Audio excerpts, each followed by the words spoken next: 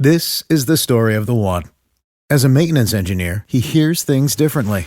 To the untrained ear, everything on his shop floor might sound fine, but he can hear gears grinding or a belt slipping. So he steps in to fix the problem at hand before it gets out of hand. And he knows Grainger's got the right product he needs to get the job done, which is music to his ears. Call, click Grainger.com, or just stop by. Grainger, for the ones who get it done. City. Isn't it about time for somebody's favorite radio program?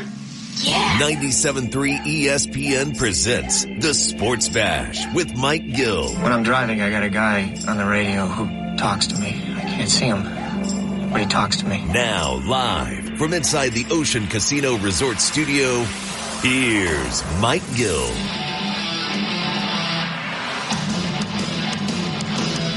All right, we are live on a happy hour Friday. Oh, boy, we start the day off on a happy hour Friday outside today. I can't complain. It's an outside, beautiful day. Giuliano's in Egg Harbor Township. My guy Mike is here. We got the Bud Lights are flowing. We got, by the way, the bar is already full. What are you serving in there? The bar's already full at 2 o'clock in the afternoon. Looking forward to a fun day. We got the Green Day Smashing Pumpkins tickets. We'll be giving them away all throughout the day today. Also, 99 bottles, 10 qualifiers are going into 99 bottles today. Now, that's something we've never done before. Normally, you have to call. You got to try to bust your way through. But not today. 10 people are going to enter this year's 99 bottles party. Phillies tonight. Phillies made a trade. Around 12:30 today, the Phils made a trade. So let's dive into that. We'll start with that. Eagles at camp today. John McMullen at 3 o'clock. Scott Lauber on the Phillies will join us at 2:30. Dave Dombrowski is going to talk today at 3 o'clock. So you got all that happening, and we're live on location. It's Happy Hour Friday, and I'm going to tell you, I got a bunch of Happy Hour Friday picks for the day. I was on vacation last week, so I came across a couple of coldies that we'll throw out there. You guys can help me out as well. 609-403-0973, 609-403-0973. You know, generally in the summertime, it's always Happy Hour Friday, but to be out on location at a place like Giuliano's, I said I walked inside earlier, and, man, it's already packed in there. I said I'd like to have that day where I'm not working. Like, I have to sit here and work, and everybody's inside already having some cold ones. It's $3.50 Bud Light drafts during the show today. So you can get involved with that. $4 neutral vodka seltzers, if that's more of your vice for the day. Stop out and have one of those. And then make sure we're outside today. I'm not hanging out inside. It's too, I want to be outside today. So we're going to be outside. We're right on the nice patio. And I'll tell you, it's a nice breeze out here. They did a nice job out here right now. Not too close to the bar because then I won't come back and work. I got to go till 6 today. I got my watch telling me 3 hours and 57 minutes until my Happy Hour Friday begins. What are you having on a Happy Hour Friday? Let us know. 609-403-0973. Yes, the Phillies made a trade. I'm going to get into that right now because I think it's an interesting trade. The trade number one tells me there's another trade a-coming. Not Johnny Cash, another train a-coming. Another trade a-coming. Austin Hayes is coming to Philadelphia. He is the Orioles' started the All-Star game last year, right? Started the All-Star game last year. Austin Hayes did for the Baltimore Orioles. He's coming to Philadelphia in exchange for Sir Anthony Dominguez and Christian Pache. Okay, so let's break this down real fast. Pache is obviously was a nothing burger in this deal. Nobody cares about Pache. Thank you for your service. I understand they tried to get Pache. He was a high prospect with Atlanta. Then he went to Oakland. It hasn't worked out. Pache's gone. Losing Dominguez is interesting. 29 years old. He's been in 230 games, 6 years, 3.55 ERA. He was awesome for you to get you to the World Series in 2022. I mean, Dominguez is an interesting story altogether. They found this guy out of nowhere. He's, Dominican Republic. Nobody heard of him. In 2019 or 18, he comes up and storms on the scene as a young kid. And Then he ends up getting hurt. We don't see him for like 2 years. Then he comes back to the point where he takes the team to the World Series in 2022. He basically put the bullpen on his back and got them there with Alvarado. And then he has just been so inconsistent. It's a shame. He had a great arm, but I think the arm injuries and the inconsistencies just kind of did him in. It has to tell you, though, that Dominguez getting traded means another trade is coming. They have got to get more bullpen help. I mean, they need bullpen help, and now you're trading Dominguez. So that's the highlight of this for me, is that Dominguez gets traded. They've got to be on the phones. Now, Dave Dombrowski is going to talk at 3 o'clock today, which means, is he working another deal? Are they doing something between now and 3 o'clock? We'll find out. We'll keep our eyes on that. In return, they get Austin Hayes. Now, I'm interested to see this domino. What happens with Hayes? Does he play left field every day? Period. Does he platoon with Marsh? Does Marsh platoon with Rojas? And then at ends of game, Rojas goes in, and then Marsh goes over. Austin Hayes is a pretty good left fielder. He's a, all-star center fielder, but defensively, last year he was credited for 6 runs saved in left field. So he's a good left fielder. He hits lefties. That's what he's here for. 328 against lefties, 890 OPS, outstanding number, by the way. I think you definitely brought in a right-handed bat that can play the outfield. He's not a power right-handed bat, though. So where does he hit in your lineup? He's not Brent Rooker. He's not going to come in and hit number 4 or number 5 or maybe. Are you looking at a guy that's basically going to flip-flop with Brandon Marsh and be the guy that hits in the number 7 spot or number 8 spot in the order? So you essentially make this trade the first domino of the trade season, which, the Tuesday's the deadline. The first move you make is a guy who's probably going to hit at the back end of your lineup. Now, that doesn't mean it's a bad deal. I'm not saying that. But to give up Dominguez, who I get it. Dominguez was inconsistent. But I still think the weakest part of your team, or maybe not the weakest isn't the way to say it, the biggest question mark of your team is still the back end of your bullpen, and you just eliminated one of those guys. Now, you might say he's inconsistent. I'm not going to argue with that. But now you've made probably the weakest part of your team, or I don't want to say weakest isn't fair. I think the biggest question mark about your team, you depleted it a little bit. And you brought in a guy that, I don't know, plays every day here. We're going to find out at 3 o'clock, I guess, what are their intentions. But Hayes is hitting .255 right now. He's got 3 home runs. He's not. And last year, by the way, he made the All-Star team. He hit 16 home runs. He's not a power bat in your lineup. So they make their first move. It was a day, and it's funny because this morning, I guess it was, Arozarena got traded to Seattle. I'm a big Randy Arozarena fan. He has not had a good year either. Would you have given up less to get Arozarena, and would you have taken the chance that Arozarena kind of finds his groove here and played him as opposed to Hayes if you had to give up less to get? I don't know Josh, what did Seattle give up to get, because the Phillies gave up 2 players on their big league roster. So they did not have to give up any prospects in this deal. And I think that the Phillies like that is, hey, we got a known quantity in Christian Pache, a known quantity that stinks, by the way, and we were okay with parting there. The Dominguez thing we can swallow because he's a guy that, we're not counting on him to close games out. He's not really like a high leverage guy for us. But listen, Dominguez has pitched in a lot of big moments for this team over the last couple of years, right? Let's not discount that. Yeah. I think it all comes into play here, and I'm interested to hear from you guys out there. 609-403-0973 on the text board, 609-403-0973. Mike, really quick, to your question about Arozarena, what they got in return for him? Yep. So they got outfielder Aiden Smith, right-hander Brody Hopkins, and a player to be named later. So the Rays got more from the Mariners than the Orioles got from the Phillies. Well, the Rays, it sounds like the Rays dipped into the prospect pool where the Orioles got players that are, and there's a situation is, now the Rays are in the wild card race, but I think the Rays are a fringe there, whereas Baltimore's the best team in the American League, in my opinion. So Baltimore is not prospect chasing. They were looking for, and look, their pitching's been disastrous. They need help in their rotation, and they got Craig Kimbrell. Can you imagine a situation? How great would this be?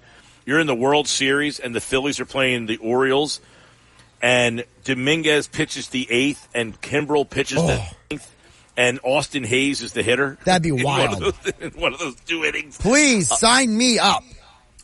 I listen.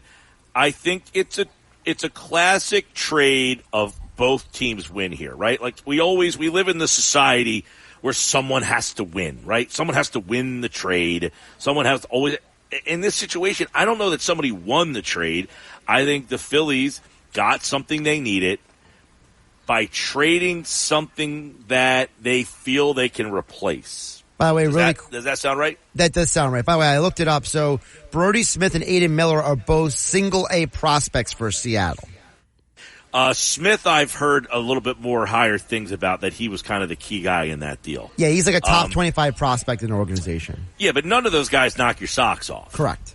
So the other trade last night, so this is where this all comes into play, right? And I see your text messages coming in, 609-403-0973.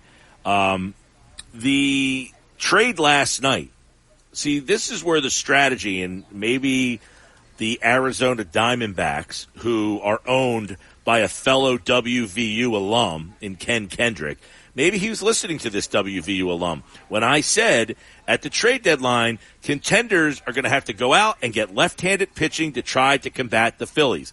Well, last night, Arizona, they make the first move, and they get A.J. Puck, a left-handed relief pitcher from Miami, who, you put him in the back end of that bullpen, and when the Phillies played Diamondbacks in the NLCS last year, what was the problem? When you got into that Arizona bullpen, didn't go so well. They had power arm after power arm, and Puck's a guy that has pitched against the Phillies a lot with the Marlins. I remember him. He got drafted by Oakland. Puck was like the second pick. I want to say, if memory serves, Puck was the second pick the year that the Phillies took Moniak 1. That's my guess. So you're a couple years off there. Damn it. A.J. Puck was the 6th overall pick in the draft that Moniak was in. Oh, same draft. You said a couple years off. Sorry, I meant a couple picks off. Picks off. Yeah. Okay. All right. So I was a couple picks off, but they were in the same draft. Right. Puck was same predicted, draft, yes. Puck was predicted to be the number 1 player, but I guess signability comes into play there. And then the Phillies end up going with Moniak. Is Moniak still on the big league roster out there? With the Angels. What's he doing? I haven't paid attention to them at all. I'll double check, but I thought he was batting like .231 last I saw. Sounds about right. But Puck, the first move last night, Arizona says we're in. Okay? 210. I gave him too much credit. Moniak's batting 210. Here's the thing. There's a couple things going on in baseball right now that I think are interesting. One, Arizona says they're in. Right? Last night they make the trade. They're in. We're going for this, and we're getting a left-handed pitcher in case we face Philadelphia again. That's one. 2, this is kind of inconsequential to the National League side. The Texas Rangers are in. Okay, the defending World Series champions are now. They're saying we are in, which means 2 things. 1, they're going to try to add, and 2, they're not going to try to sell. Right? Right. They're going to get Jacob deGrom back and half the rotation. Half the rotation, or more than half the rotation, has been out essentially all season long. deGrom is pitching. He should be ready to pitch in a couple of weeks here. So Texas believes they're back in this mix, which means that's another team that probably isn't fielding calls to make to trade players, right? Yep. So things are starting. The seesaw is starting right now. Before the trade deadline on Tuesday, teams are starting to make their calls, and teams are hustling through the process of saying, all right, we're going to act now. Arizona goes last night. That's a playoff team. Seattle this morning, they want to make the playoffs. And now Philadelphia says we can't wait any longer. This is akin to doing what, Josh, where the Knicks went out and got OG, and the Pacers, they did that a little earlier, but they said, we're going to make the first move, we're not going to wait. Right. And in Philadelphia, I think last year they waited, and they end up with Rodolfo Castro, right? They wait to the end of the trade deadline. Right. And they have to pick up the scraps. And instead, this year, they got a little bit more active ahead of time. Now, So we give credit to Dombrowski from learning his mistakes. Well, I mean, Dombrowski's a Hall of Fame GM. I don't know. I mean, I don't know if he made a mistake last year. I think he just felt that the right move wasn't there. This time around, though, this is where it's interesting because of where you're sitting in the standings, right? Mm-hmm. Where you're sitting in the standings, the Phillies are 9 games up this year. So instead of trying to push from behind, they're way out in front. But because they're so far out in front, what happens? The expectations go higher, right? The expectations are not – at this time last year, you're talking about a trade to become the wild card team. You're hoping to be the wild card team. Now, you're 9 games up in front. You got to win not only the division, you got to win the World Series, man. And if you sit on your hands to try to win the World Series because everybody else is making moves around you, right, you don't exist in a vacuum. You've got to do stuff to improve while everybody else is improving. And right now, I know you can't look at the American League per se, but the Seattle Mariners are saying Houston just passed us. By the way, Seattle's been terrible the last 3 weeks. Their offense has been putrid, and they said if we want to win the World Series, we have the pitching to do it. Now, they have some injuries in their bullpen, Seattle does. Their starting pitching's very good. They have not enough offense. So they said, bang, we're going to go get more offense today. We'll go get a proven playoff performer in Randy Arozarena. So I like that move for Seattle and where they are in the World Series mix. I think Arizona fires off their shot, and they say, okay, last year we won 84 games. We beat you. You got all this problems hitting left-handers. If we match up with you again in the playoffs, we're going to need another left-hander. So they got their left-hander, I guess, last night, that trade was, the puck trade. And then the Phillies at least answered today, and they say, all right, we got to do something. We can't sit on our hands because everybody's coming after us, right? You took a right-handed bat out of the trade market. Who knows? Maybe the Phillies were calling about Arozarena and got beat to the punch by Seattle this morning. Oh, that's an early trade for Seattle. What time is that out there? Like 4 o'clock in the morning? That trade happened at like 8:30 this morning, didn't it? I'll pull up the exact pass and tweet time. Something like that, it felt like. But I'll say this. Take this for what it's worth. ESPN.com, top headlines right now. The top headline is that the Phillies have added 2023 All-Star Austin Hayes in a trade with the O's. So it's impactful enough that the baseball trade between the Baltimore Orioles and the Philadelphia Phillies is the top headline at ESPN.com, which generally puts football and basketball stuff up first, and that's at the top of the list. It actually supplanted the Warner Brothers Discovery. They are suing the NBA, by the way, over that whole situation. We talked about that earlier this week, you and I. We did. We did talk about that.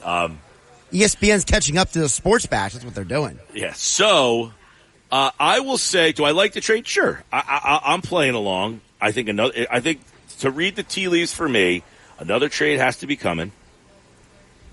They got to add another bullpen arm. Look, Dominguez isn't your high leverage guy, but he's been important over the years. He's a depth piece. He's a depth piece. He's also a guy that when he is consistent and he gets going, he can, have. Look, in 2022, if you remember, the last month in September, he was terrible. And then he got to the playoffs and he takes him to the World Series. He was so good. So he's a guy that can come in the 6th inning in those situations and still be a power arm. I don't know if we were talking. I know Earnshaw and Scott Lauber's going to join us here in about 8 minutes from now. But Earnshaw has been all over. He wants Estevez from the Angels. Lauber reports this morning that the Phillies have interest there. Right. So now I'm sure for the Nuggets today, Nick's going to be tooting his horn that he's been all over this guy. Here's what I'll tell you about that, okay? These are my thoughts on the closers. When you trade for a closer, right? When you trade for a closer who's not a closer for a playoff level team. Think about Soto. Soto was an all-star. He closed a lot of games out for the Detroit Tigers. It's not the same closing out a game in an empty Comerica Park as it is trying to close out a game in October at Citizens Bank Park. Soto was an all-star for 2 seasons in Detroit. Closed. How many games did he close for the Tigers during those 2 years for them? Probably 50? I'll pull it up. Not getting it done here. Why? It's those last 3 outs in Philadelphia in October are a heck of a lot harder to get out than those 3 outs are in Comerica Park. 50 saves for Soto in Detroit. Right on the number, 50. Bang! I got to be honest, Estevez getting closing outs in Anaheim. I've been to that stadium. There ain't anybody there. I think, and you talk about nobody in Anaheim, there's even less people watching a game in Miami. Yeah. So Tanner Scott trying to close out a game in Miami, okay, it's a little easier when there's 8,000 people there.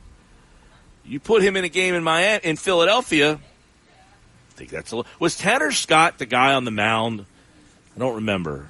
Was he the guy on the mound last year in Philadelphia when Bryson Stott hit the grand slam? I was at that game. You'd think I'd remember. But I'm pulling it up. Was he the guy pitching in that game? I don't. But that's all. That's all my point has been with that. You bring in a guy who's a closer from a bad team. That doesn't mean they're not a good pitcher. I just caution that Gregory Soto was the closer, had 50 saves in Detroit over 2 seasons, and he can't get the last 3 outs of the game here in Philadelphia. They've tried and tried and tried. There's something different about getting 3 outs with 40,000 people than there is with 14,000 people. Really quick, Mike. So if I have 2 questions to ask you about that. Number 1, so the 3 names that Lauber has in the story about the players that have, quote, piqued the Phillies' interest. So it's Estevez of the Angels, Scott of the Marlins, and Finnegan of the Nationals. Do you have a preference of those 3 is my first question. Not really. All 3 pitch in ballparks that are 75% empty. That's my. I mean, Scott being left-handed, I prefer probably the other 2, but I think he's the best of the 3. Okay. So that kind of puts a little bit of a wrinkle in it. I think Tanner Scott's probably the best of the 3. But he's left-handed. I think they need a right-handed guy, especially losing Dominguez, because you've already got Strahm, you've got Soto, and you've got Alvarado. That's 3 lefties in your bullpen. Mm-hmm. You add another lefty in your bullpen. Now, unless you said Tanner Scott is clear-cut number 1, he's pitching the 9th versus lefties, righties, and switch hitters, then that's a different story. But you've already got 3 lefties in your bullpen. Right now, your right-handers thinned out because you lost Dominguez, and you got Kerkering, and you've got Hoffman, and after that, it's kind of a void, right? So, by the way, the Stott home run was off Andrew Nardi. Not as good as Tanner Scott. Not as good. Andrew Nardi. If you gave me, wasn't the point guard or one of the players for Villanova, wasn't there a Nardi that played at Villanova? I don't remember that. You're probably right, though. You know those college basketball guys. You and Nadu know those guys. Yeah, they do a lot more than I do. Mike Nardi. Mike Nardi. Was that Hayden in the background there? No, that was me. I just typed in Nardi and Villanova. Saw it came up. All right. Mike Nardi, the Villanova point guard for a couple of years there. All right. So there's where we start the day. Phillies get 2023 All-Star Austin Hayes. I see a lot of text messages. I apologize. I'm out on location today, so sometimes checking the text board. Chris in Millville says he's been saying all years Hayes is a good fit for Philly. Too good to be a bench player, and Baltimore has too many outfielders. They need a bullpen arm, and Pache can be the defensive replacement. Good deal on both sides. Yeah, Baltimore has had this influx of outfielders. Baltimore is essentially the Oklahoma City Thunder of baseball. Would that be a good comparison, Josh? Sure. To just load it with young players. 200 young players is ridiculous. They have too many good players and not enough spots. Their outfield, you've got just a plethora of guys out there with Mullins and Santander, and wasn't that a bank? Yes, Santander was a bank. Bank, yeah. One of the many. Yeah. But not the one that's taking its name off of the Philadelphia basketball and hockey arena? No, they're not. It's not one of them. Gotcha. All right. I see your text messages. I will read and react to them throughout the day. Chris in Millville, good one there. 609-403-0973. Love the MLB trade deadline. Always exciting, unlike any other sport, and how things are done. In your opinion, do you see the Mets beating out the Braves and be buyers? Elroy in Mays Landing. I do think the Mets might pass the Braves. Do you see that game last night, how that thing ended? I did not actually see the ending. Walk off, and now the Mets have, I think, taken over the Braves. That Mets team has got something going on, man. And they're getting Senga's back, going to be back. Diaz is going to be back, and they got another guy that's going to be coming. The Mets, they might jump the Braves for the top spot in the wild card by the end of the weekend here. All right, Sports Bash Live, 97.3 ESPN. Why was this deal done, and what could be the next deal? We'll ask Phillies beat writer Scott Lauber from the Philadelphia Inquirer next on the Sports Bash. We're live at Giuliano's here in EHT. You're listening to the Sports. America. We are endowed by our Creator with certain unalienable rights: life, liberty, and the pursuit of happiness. At Grand Canyon University, we believe in equal opportunity, and the American dream starts with purpose. By honoring your career calling, you impact your family, your friends, and your community. The pursuit to serve others is yours. Find your purpose at Grand Canyon University. Private, Christian, affordable. Visit gcu.edu. With Mike Gill. Never thought this radio stunt would catch on so big. On 97.3 ESPN. I got a tweet from Shane at Mike Gill Show. He says, "This makes me sad. I hate losing Sir Anthony." Yeah, he's one of those guys that was a big part of your 2022 run. And now, you're starting to move on from some of those pieces. Our guy Adam Kaplan, Football at 4, he'll be on today at 4 o'clock. He tweets at Mike Gill Show. He says, "A rare trade between two high-end contenders." Think about that. You had two teams could face each other in the World Series, making a trade with each other for two guys that could factor in a late inning situation. You don't see that all that much. Good point there by Adam. And of course, we have plenty more coverage. The Phillies kind of make their first move today. What could be next? We'll be checking in with Scott Lauber here from the Philadelphia Inquirer. And, at this point, from what I understand, the Phillies are going to have Dave Dombrowski speak at 3 o'clock, so I know Scott's pretty busy. We appreciate him jumping on board right now. But I guess this is the first move. Proactive this year, Scott. They decide not to wait, and they go get this move. What does this move kind of signify? That they're going to be busy, another trade coming, and they go out and get that right-handed bat in the lineup? Yeah, Mike, so I was working late last night on a story that's posting over the weekend, and the Randy Arozarena trade came down with him going to Seattle, and that made me start to think, boy, I wonder whether some things are going to shake loose now in the days leading up to the deadline. I think a lot of us felt like it was going to go right down to Tuesday at 6 p.m., and it's still going to for a lot of the deals that get made. But I do think when you've got an early deal or two, and there was another one last night with A.J. Puck getting traded from the Marlins, I think that when you have some of that, then it does tend to shake some things loose. And I don't know whether that was the case here. It is highly unusual that two contending teams do make a trade at the deadline, as you said. I think one of the reasons why Austin Hayes' name hadn't really come up was because people like me, who know that the Phillies are interested in a right-handed hitting outfielder, are asking more about people like Lane Thomas, people like Taylor Ward, who are not on contending teams. We're not asking about Austin Hayes because you don't normally think a contender is going to subtract. But in this case, look, the Orioles need late-inning relief help. The Phillies needed a right-handed hitting outfielder. Dominguez had kind of fallen down on the depth chart here. Austin Hayes had fallen down on the depth chart there behind some younger players. So it made some sense when you start to put the pieces together. He's going to be a platoon outfielder with Brandon Marsh in left field.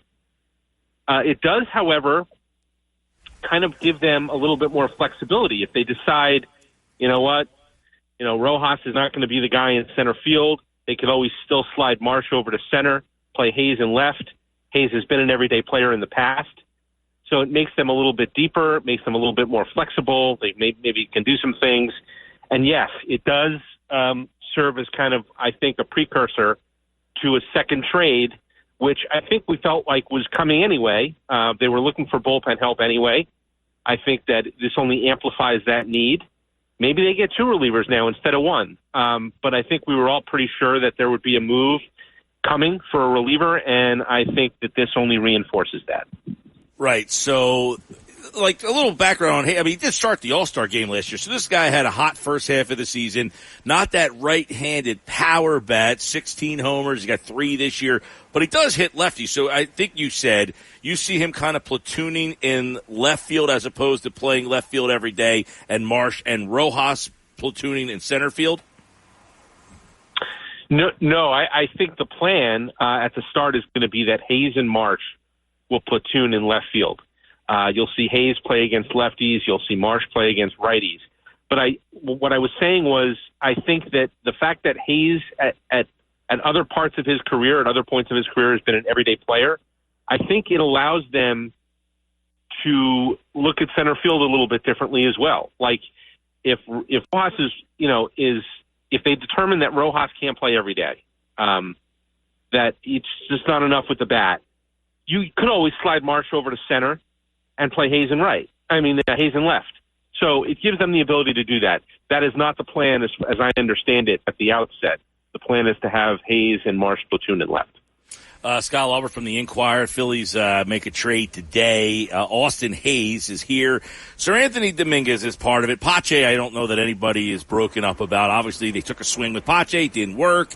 Partly because he couldn't swing, but now they basically move on from him. But the Dominguez part, as you kind of hinted at, they've got to, you would think they have to replenish that. Some of the names that you wrote about today in your story at the Inquirer mentioned like closers. Are they looking for someone that will be the 9th inning guy or just another arm that they can mix and match?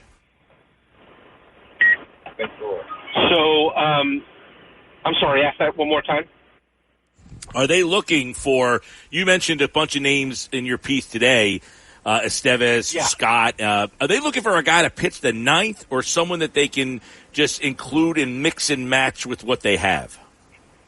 Well, Rob Thompson's MO has been to really not anoint or designate a closer and an 8th inning guy and 9th inning guy. His whole thing is, I want as many guys as possible who can pitch in the 8th and pitch in the 9th, and not everyone's going to be available every night, so the more guys you have, the better off you are. And I think that that's kind of the idea. If it's Estevez, if it's Finnegan, these are guys who are closing for their teams right now. Does not mean that they'll close for the Phillies. They will close sometimes, not all the time, most likely. And, look, that's the way he's been running his bullpen for the majority of the time that he's been the manager. And I think that's how it's gonna go. There was a period of time last year where Kimbrel was really kind of the 9th inning guy, and I think if you look back, a lot of that had to do with the fact that Alvarado was hurt around that time. But it didn't start that way. It didn't start with Kimbrel being the 9th inning guy, and it didn't end that way necessarily with him as the 9th inning guy. And if Craig Kimbrel, who's got over 400 saves in his career, is not your automatic closer, I don't really think anyone here that they bring in is going to be an automatic closer. All right. Where do they sit with Alvarado now in your mind? Is this just like kind of, hey, a little mental break, or is there some legitimate worry there?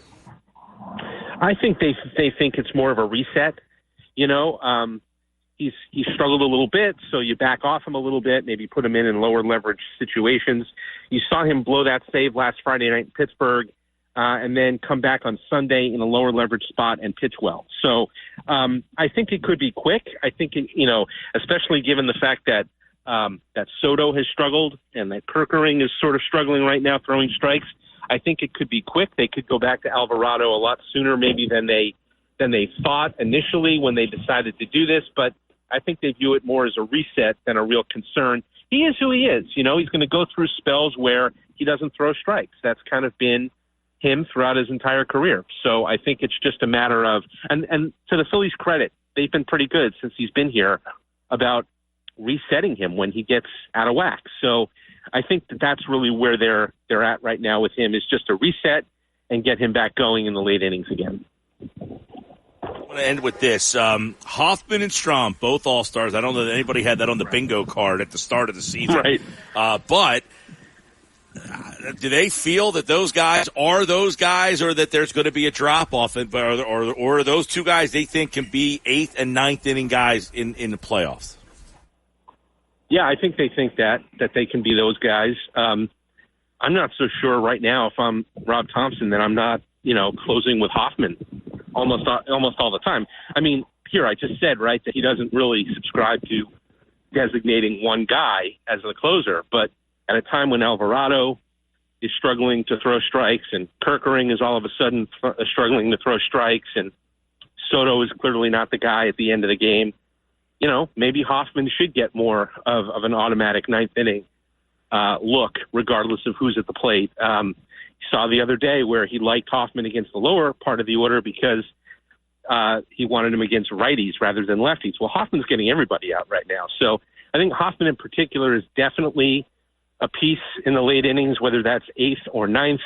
And I think Strom, has the potential to work his way even further back in the game than he already is. Saw him get a save the other night in Minnesota in the 9th inning. So, I definitely think that those two guys are going to be big pieces in that bullpen no matter what they do between now and Tuesday. All right, Scott Lauber, everybody. The trade, Dave Dombrowski, is he talking at 3 o'clock? Is that what's going on? I believe so. The Phils tonight, big series in Cleveland, tough stretch of games. Scott, we appreciate the time, man. You bet. Thanks, Mike. Scott, so the article he wrote this morning, Phillies takeaways as the trade deadline looms, fortifying the bullpen, assessing Johan Rojas, and more. So I'm reading the article, and the names they mentioned are Estevez, who we've been talking a lot during Nick's Nuggets. Nick's been all over that in terms of wanting that name, and now that name emerges, Tanner Scott and Finnegan from, and he mentioned Logan Thomas, the right fielder. So they decide to go get Austin Hayes instead. A couple things he said, that he thinks that they're going to play him in left field with Marsh. So it sounds, I guess, like they're going to keep Rojas as the everyday center fielder because Pache's not here anymore, thankfully. And you don't have, obviously, Merrifield around anymore. Where does that do for Weston Wilson? I don't know if they have him a part of their plans, but I would imagine Weston Wilson's time is, I can't imagine he's going to take up any right-handed at-bats now from Austin Hayes. I think that would be a problem. So we'll see. All of that, and the Phillies end up trading Sir Anthony Dominguez as well. So what he says about Dominguez is they want to, in terms of recouping something, they want to get as many arms as possible that can pitch in the 8th and 9th inning. Not so much a closer, but more guys that you can mix and match, kind of what they've been doing. All right, there's lefties up in the 8th, we'll pitch Alvarado. There's righties up in the 8th, we'll pitch Hoffman, and then Alvarado goes 8th. So it seems like that's what they want to subscribe to. He mentioned with Alvarado that they're looking at a reset right now with him, which seems pretty evident because the other day in the 9th they pitched Soto instead of Alvarado. That seemed like that was a situation or a moment where you could have brought Alvarado into that game. And, one of the guys he kind of endorsed there was Hoffman as the guy who has kind of earned 9th innings there. And then maybe elevating Strom to a more high leverage situation. Strom generally pitches like the 6th, 7th inning areas. Maybe you start to see him get those 8th inning type of roles. All right. There we go. The Phillies trade. We'll talk more about that later on. We got the Eagles back at camp. John McMullen was at camp today for the Eagles. Eagles open the preseason August the 9th. That is 2 weeks from today. They will be on August 9th. You can listen to the game on 97.3 ESPN. A lot of stories emerging from Eagles camp over the first couple of days, including the cornerback spot, which does not include James Bradbury. So what does that mean for him? Doesn't sound good. We'll get into that with McMullen in 15 minutes from now. Remind you, we're live today at Giuliano's. Now, I know it's a little early on the Friday, but if you're heading down here for the Happy Hour Friday later portion of the day, we got the Smashing Pumpkins Green Day tickets. Now, I asked my trusty friends over here, if you were to pick either the Smashing Pumpkins or Green Day, you can only see one, which one would you pick? And they both gave me the wrong answer. So they're on my side. So far, everybody's been on your side. No, there was a guy who was here earlier. He went inside. He said, my pick. So, these girls are on the wrong side of society. Well, I can hang out with them and you hang out with the guy at the bar. How about that? Exactly. All right, so we got the Green Day Smashing Pumpkins tickets. We're also doing the 99 bottles. All right, we're going to give 10 slots away today. 10 slots to this year's 99 bottles party, which means you are automatically in for this year's 99 bottles party. And that doesn't mean we're adding people. There's still only going to be 99 people, but you will be one of the 10. You will be one of the 99. You get in early. All right? Sports Bash Live, 97.3 ESPN. 350 Bud Light drafts at the bar. And 450 neutral vodka seltzers. If that's your game right there, hit them up all day long. Happy Hour Friday, baby. Here on a Friday edition of the Sports Bash. This is the story of the one. As head of maintenance at a concert hall, he knows the show must always go on. That's why he works behind the scenes, ensuring every light is working, the HVAC is humming, and his facility shines. With Grainger's supplies and solutions for every challenge he faces, plus 24/7 customer support, his venue never misses a beat. Call quickgrainger.com or just stop by. Grainger, for the ones who get it done. The Sports Bash with Mike Gill on 97.3 ESPN and the free mobile app. All right, 2:52. We're live at Giuliano's at EHT. Now, I got to tell you, Mike Giuliano's great dude, just said, do I want something to eat? And I said, of course I do, because the food here is outstanding. If you haven't been to Giuliano's, and I live like right up the street, so we were here not too long ago. We came here for dinner one night, and it's just an awesome little spot, little neighborhood spot. But they got this outside now, which I got to be honest, I've never been on the outside little patio here. But I went inside a little earlier, and I said, what, are they giving stuff away inside? It's packed inside. What the heck is going on in there? It's a beautiful day out, people. But we are giving away Smashing Pumpkin and Green Day tickets. Now, I said if you could pick one or the other. So this is funny. The concert is August the 9th. I'm supposed to go to the concert. I want to see Smashing Pumpkins. My girlfriend's a Green Day fan. And she wants to see Green Day. And I said, well, I only care about the Pumpkins, but I'll go to both. I don't not like Green Day. But if I can only pick one, people ask you that question all the time. Oh, what's one band that you've never seen that you want to see live? My answer is always Smashing Pumpkins. I've seen Billy Corgan one time. He was the lead singer of a band called Zwan. And I saw them play at the Electric Factory. It was unbelievable. Corgan's awesome. So the tickets are August 9th. I'm going to go to the show, and then my team ends up making the World Series. So now I cannot go to the show. And I've never been, I legitimately am sad that I can't see the Pumpkins. So I hope the people that are saying that they would rather see Green Day over the Pumpkins get there to see Corgan and the Pumpkins play, because they are actually putting out new stuff, if you didn't know that. All right. That's my assertion of the Green Day Smashing Pumpkins tickets and sale and show. All right. McMullen's coming up, and there's a lot happening, Eagles fan, at camp, including the battles in the secondary that are they started 2 days ago, and they will continue pretty much through, you would think, the 3 preseason games. Remember, there's 3 preseason games. They've got 10 guys. You can't sit them all. They all have to get their reps.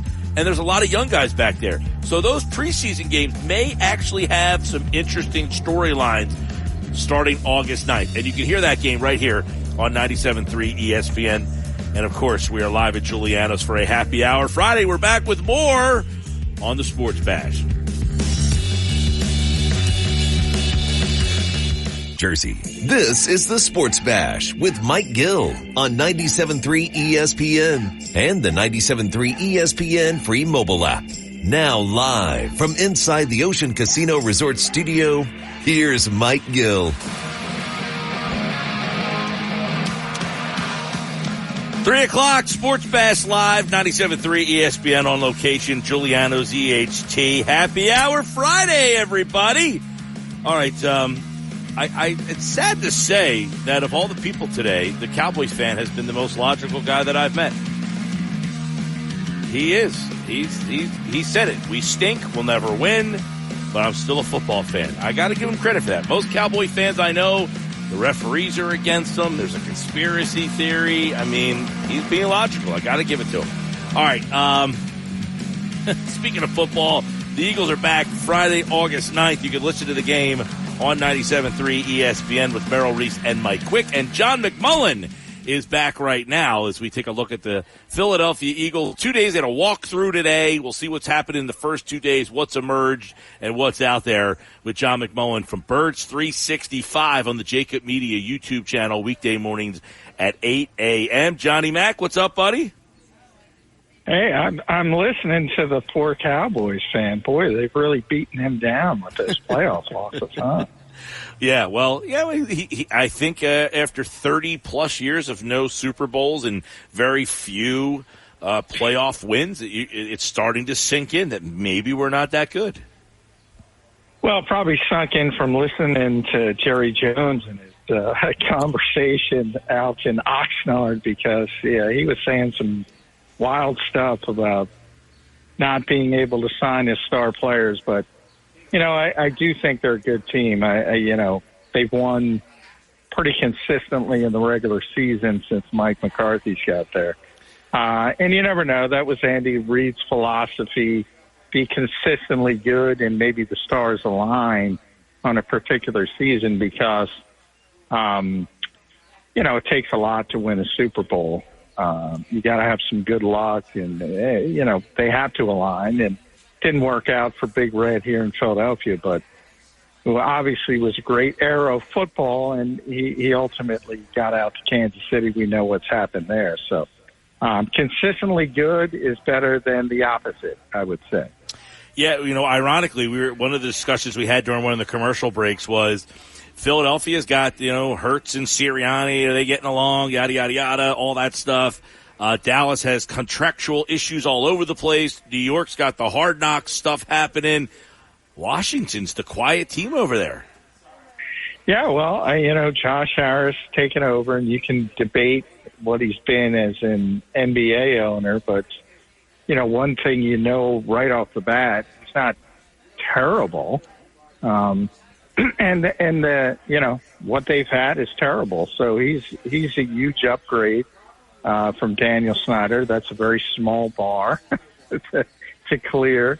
But, they're going to be better. And a lot of it depends on Jaden Daniels, if it's going to be immediate or not. But you saw it last year with C.J. Stroud in Houston. Occasionally a rookie quarterback can hit the ground running. It doesn't happen that often, but you never know. Long term, though, I like them a lot more now. I still think it's a two-horse race in the NFC East. The Giants are in the conversation to be the worst team in football. They got some real issues that go far beyond discussions on Hard Knocks. They just don't have a ton of talent. And the Cowboys, it'll come down to the Cowboys and Eagles. And it's been that way for a while. It is. We know a team hasn't won the division back-to-back years since 2004. The Eagles turn. Look at it that way. It would be the Eagles' chance to do it. To do that, obviously, there's a lot that, has to go better than it did last year.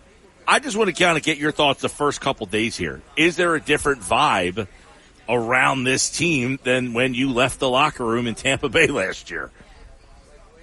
Yeah, I mean, well, that was like a wake. So that's like clearing that bar with Daniel Snyder. I mean, that's easy to clear. There was so much disappointment how last season ended. And they're sick of talking about last season. Jordan Mailata made that pretty clear.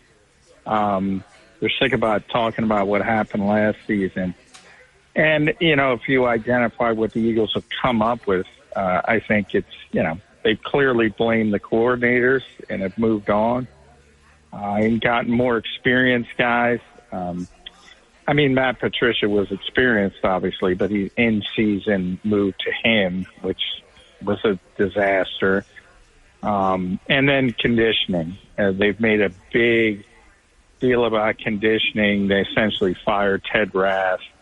They did not like the way Jordan Davis and Jalen Carter specifically finished the season, didn't think they were in shape. And they're doing everything to fix that. And they weren't the only two. But it was interesting because I remember going back to 2022, Mike, and I probably told it to you a bunch of times. I'm like, they seem better conditioned than everybody else, but they don't practice.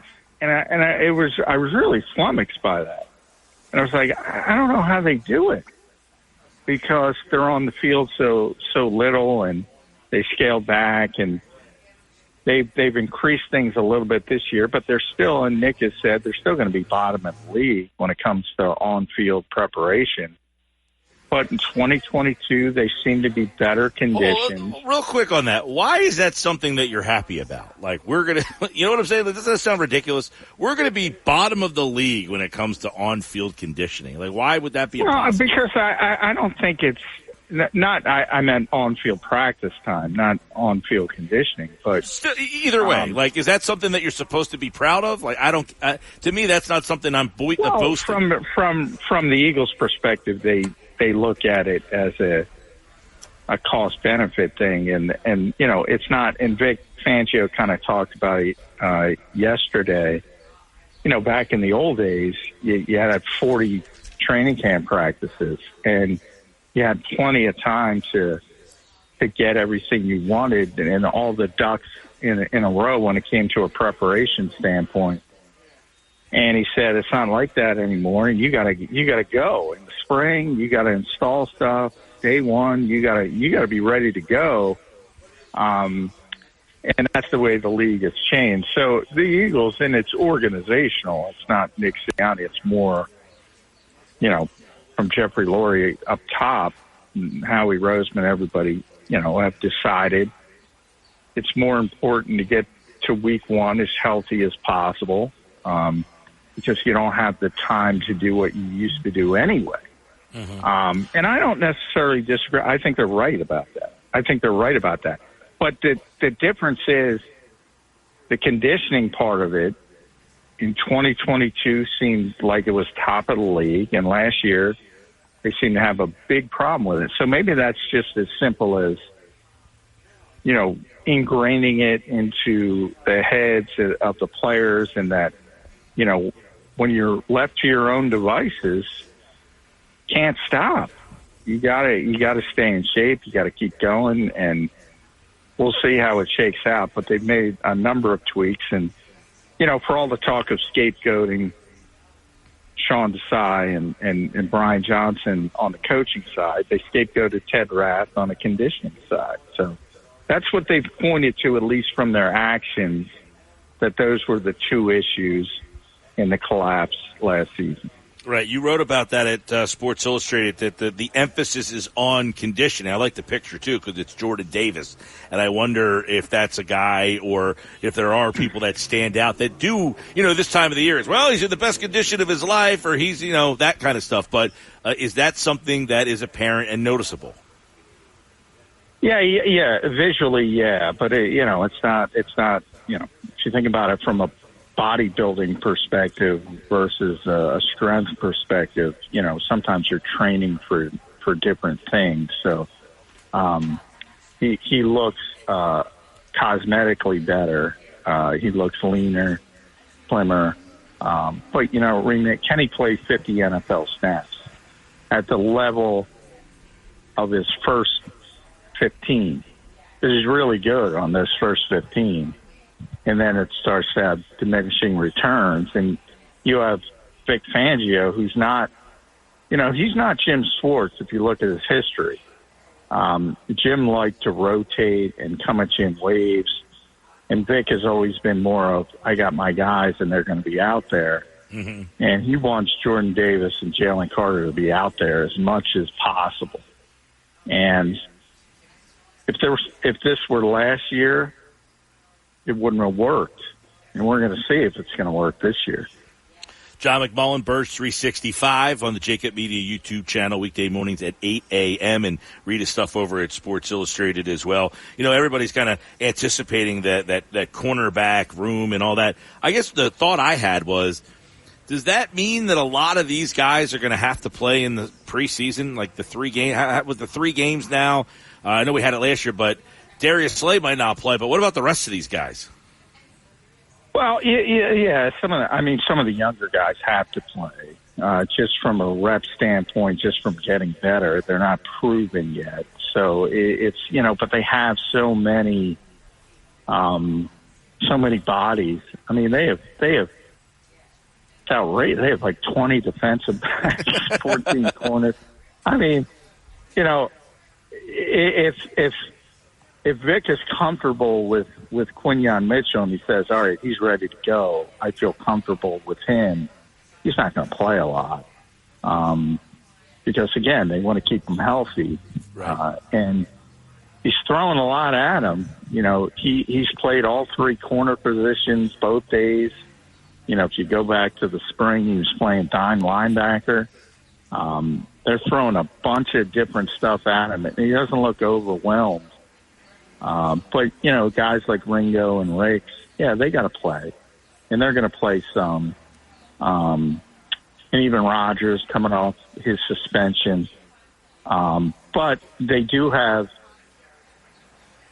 again, all those bodies down to Mario Goodrich and Perry Nickerson and all those guys that if you start to feel comfortable, they're going to be the guys you see in preseason because they want to keep their key players in bubble wrap. Yep, and I know a lot of battles there. Quinyon Mitchell, yesterday, I thought, by the way, I got to ask you this, because you had a lot of questions for Fangio. Is he going to be fun to talk to after these games? Or he's phenomenal.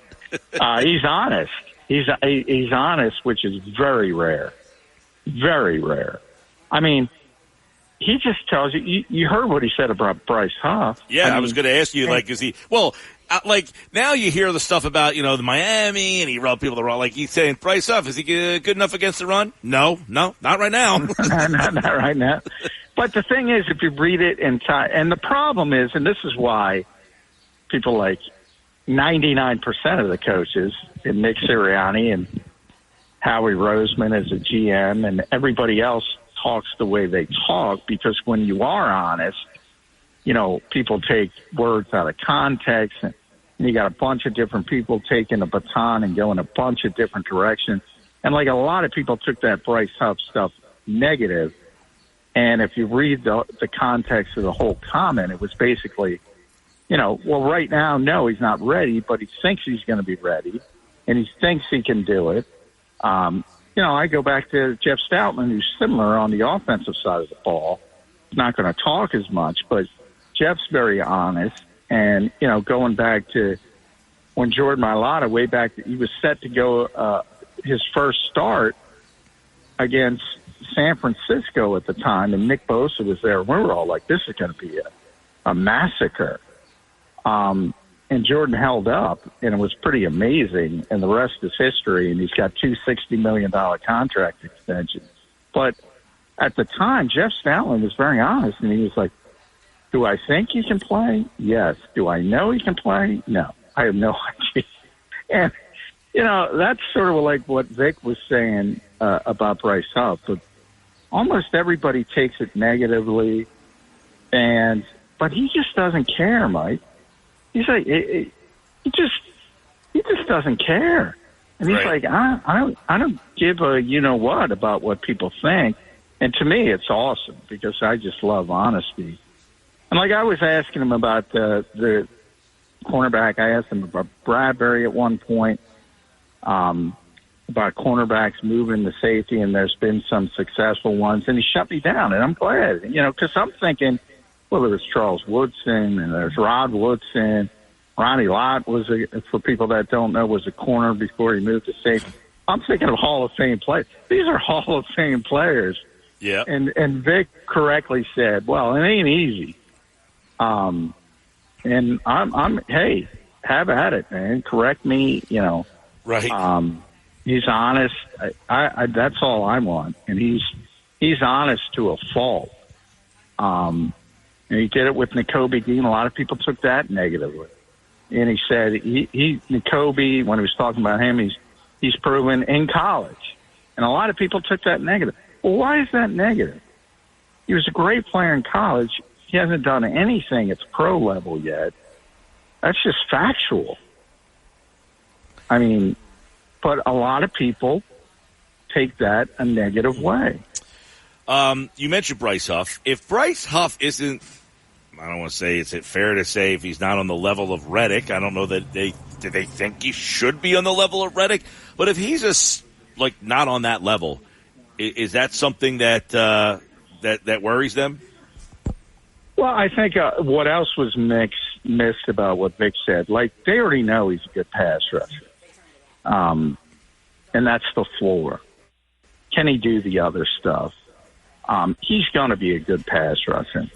So your worst case scenario is he's what he was with the Jets, and he's just a situational guy who's going to have, he's led the NFL 2 consecutive years. Not last year, 2 consecutive years. He was actually better in 2022 than 2023 in pressure percentage.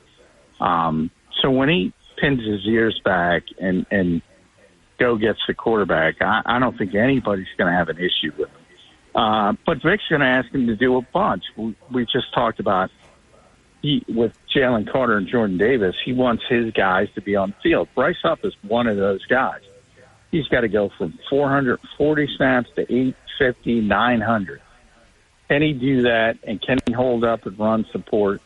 And can he be a flat defender? Vic demands that his edge guys occasionally, not a lot, but you're going to see the curveball that people hate.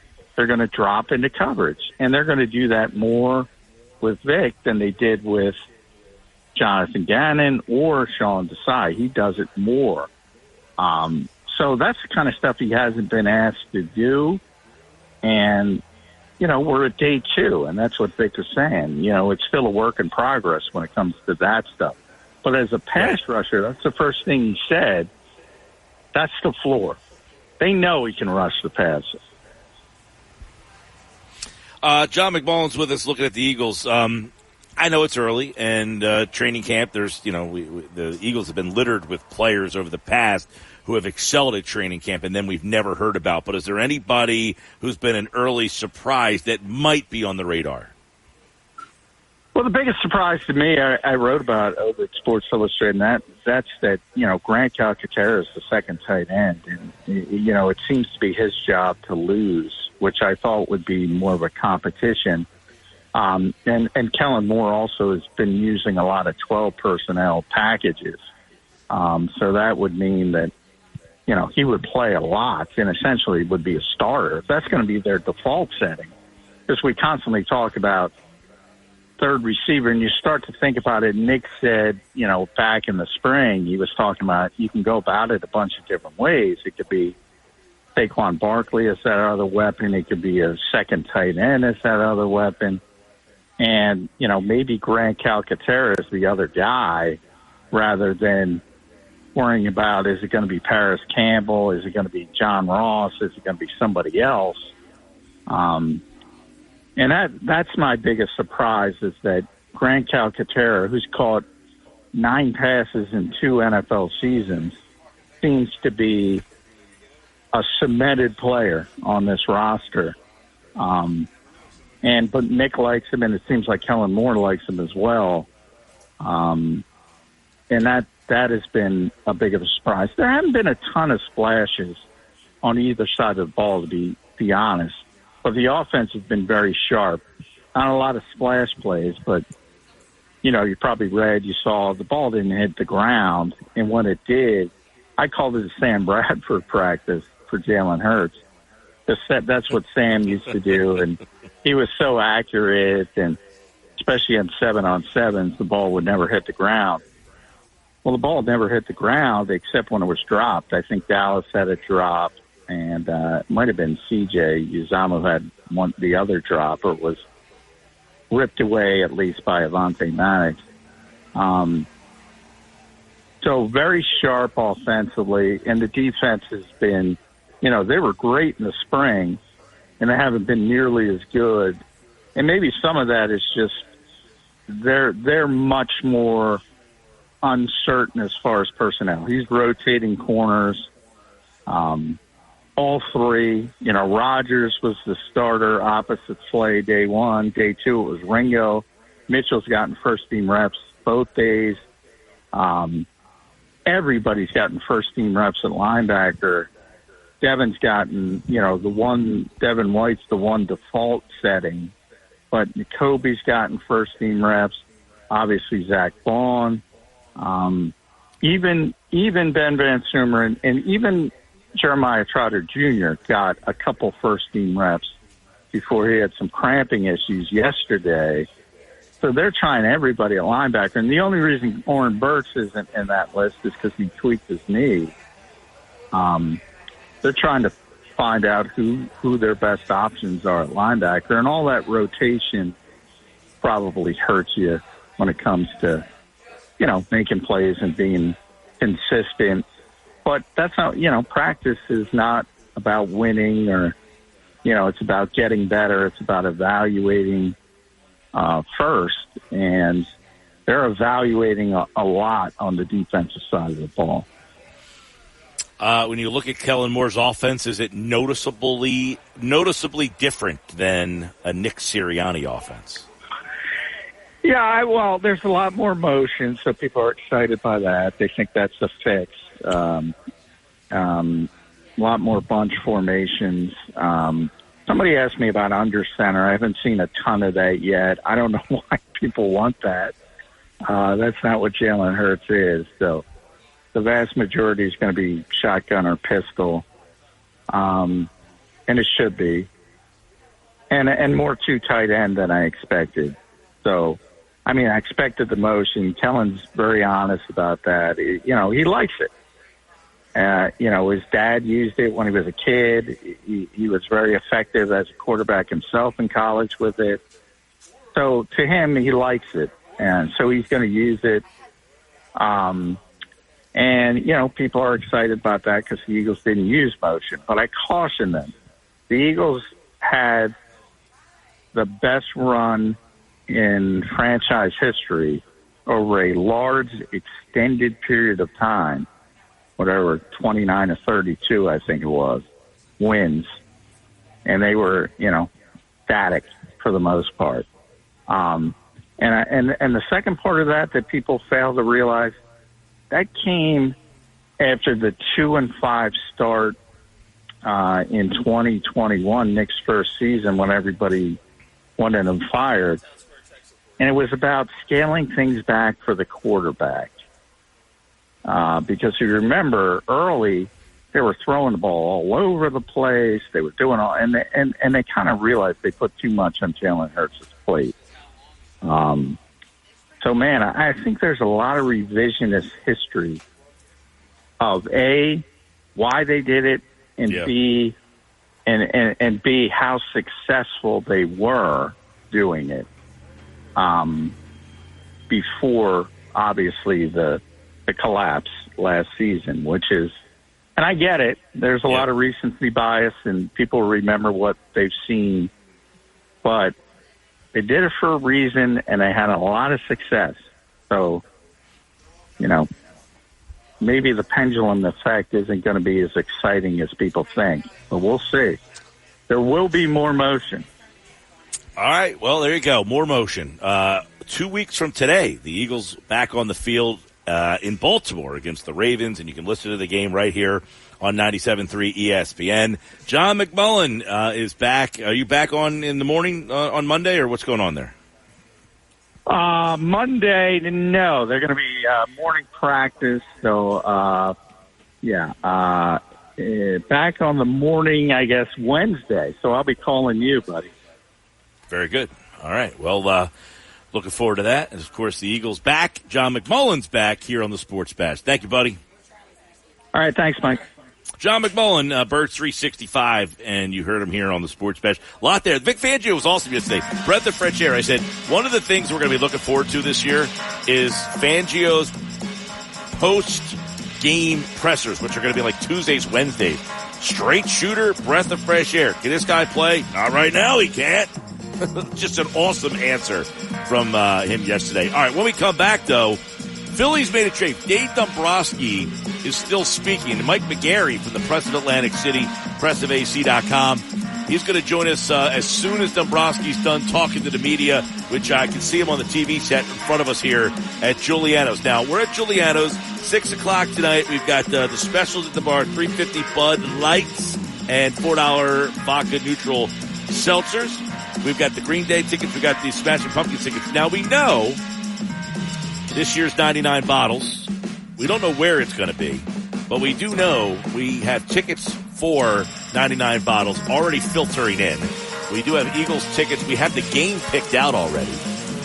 And 10 people today we are going to enter for the 99 bottles show this year. So we got that happening as well. You know, I know that it's Happy Hour Friday, and it's a nice, outside it's very nice under here. It's very shaded.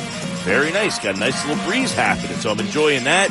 And a lot of people on the text board. We're going to read off some text a little bit later. McGarry is at Citizens Bank Park with the Phillies. They're playing the Guardians tonight. Real quick before we get to the break, let me see if the Phillies have put a lineup out yet. Have you seen the lineup yet there, Josh? I have not. See, yes, there is the lineup here. Here we go.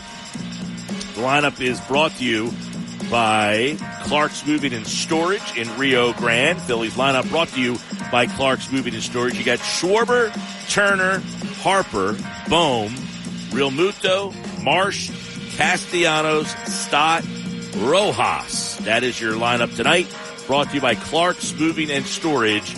Moving's a breeze with Clark's Moving and Storage and EHT. All right, McGarry coming up next, live from Citizens Bank Park here on the Sports Bash. This is the story of the one. As head of maintenance at a concert hall, he knows the show must always go on. That's why he works behind the scenes, ensuring every light is working, the HVAC is humming, and his facility shines. With Grainger's supplies and solutions for every challenge he faces, plus 24/7 customer support, his venue never misses a beat. Call quickgrainger.com or just stop by. Grainger, for the ones who get it done. With Mike Gill. Do I have everybody's attention now? On 97.3 ESPN and the 97.3 ESPN free mobile app. You know, things are getting a little hairy where the guy wants to send me a shot at Jameson. Holy moly. We're live at Giuliano's EHT, but a lot of people buzzing over here about the trade. Dave Dombrowski just finished up talking to the media, including Mike McGarry from the Press of Atlantic City. I know he's short on time because Rob Thompson's going to speak in about 10 minutes from now. So let's get Mike's thoughts on what Dombrowski said. The deal is made, Dominguez and Pache for Hayes. Where does Hayes fit in initially, according to Dombrowski, Mike?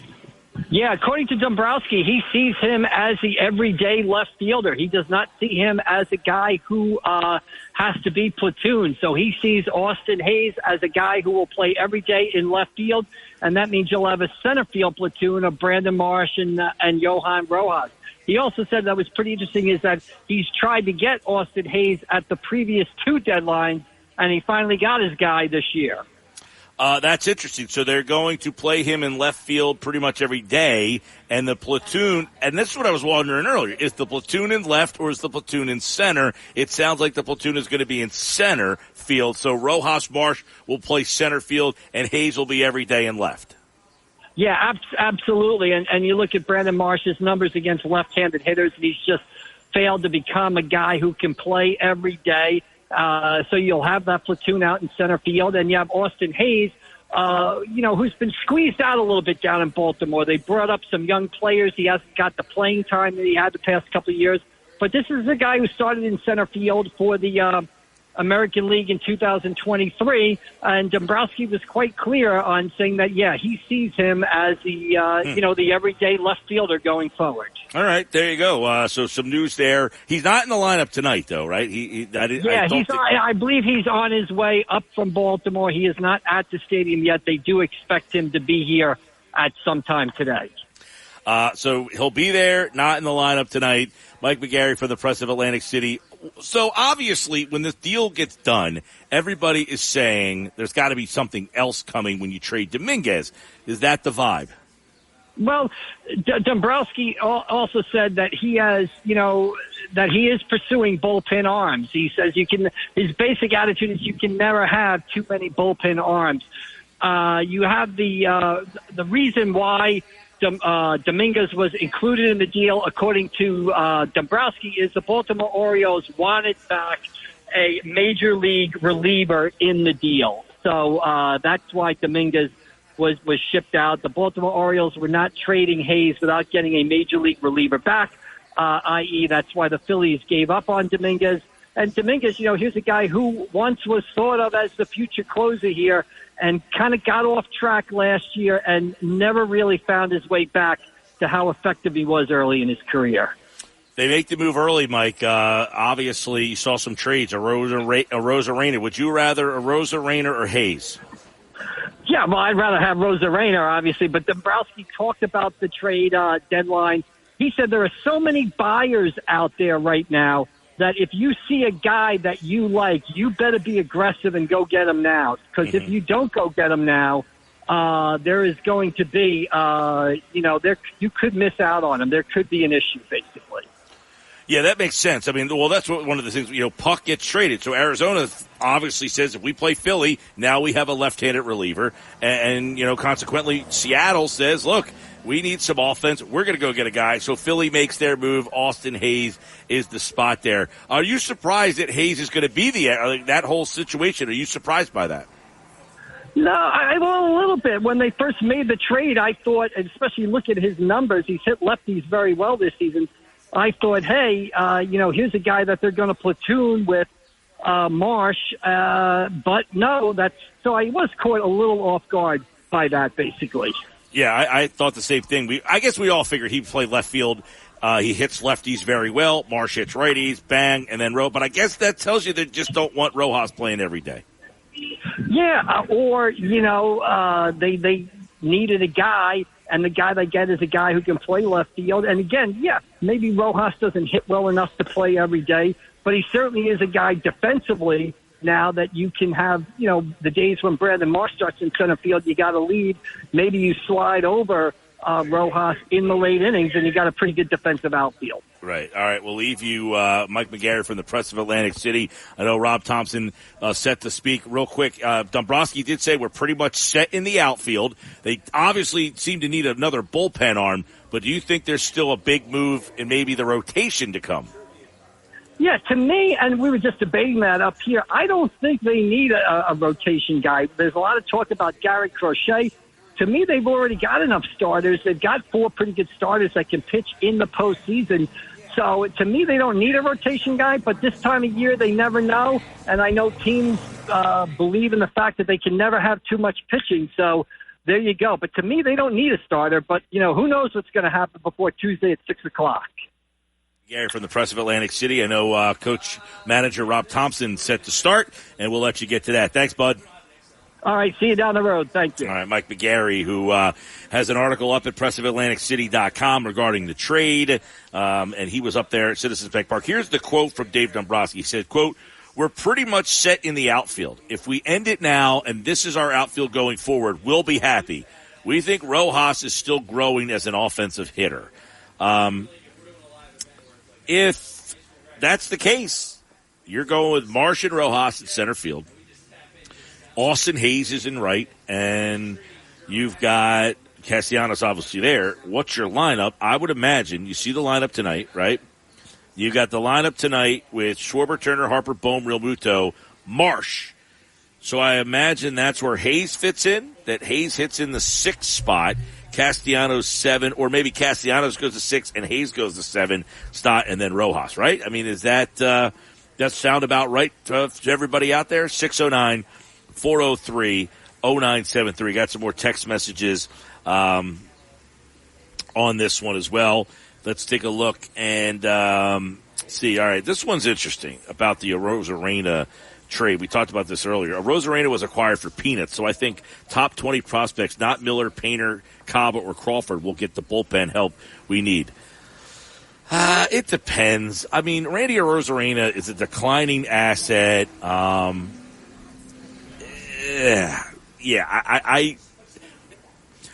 don't think you're going to have to trade Miller, Painter, Crawford, Caba, or Crawford for any of the closers that are being mentioned. I would agree with that. But I don't think it's I don't know. Do you have to trade Mick Abel to get one of those closers? You think? I mean, Mike, my question out of that for you is, because if Dombrowski says they're still looking for bullpen help, then is the answer to, I mean, what are you willing to give up if you're not giving up? Because you don't have to give up the big time prospects. It doesn't matter who you give up, right? I mean, if you don't give up any of those 5 guys and you're getting one of those arms back, you won the deal. I mean, right. You feel great. You're throwing a party. Right. So and you might be throwing a parade, by the way. That's true too. But when you think about it, if you're saying, okay, I don't need to trade any of the big names to get help, then are you almost going into the conversation being pick from the rest of the 25? I mean, right now, if I'm Dave Dombrowski, I'm pretty much calling every team in the league and seeing if there's a guy on that roster that I like and targeting, right, that I'm targeting. Right. And I'm asking them, I have Mick Abel, are you interested? You have to ask that question because he's not doing good for you. Yeah, so I'm making it hey, I'm not trying to rip you off. I have a guy that you probably like. And this guy was a first-round pick. He's been the highest prospect in our organization. If you're interested, he's highly available right now. You want a pitcher that's young and controllable. We're looking for someone to help us win the World Series right now. Let's make a deal, Monty Hall.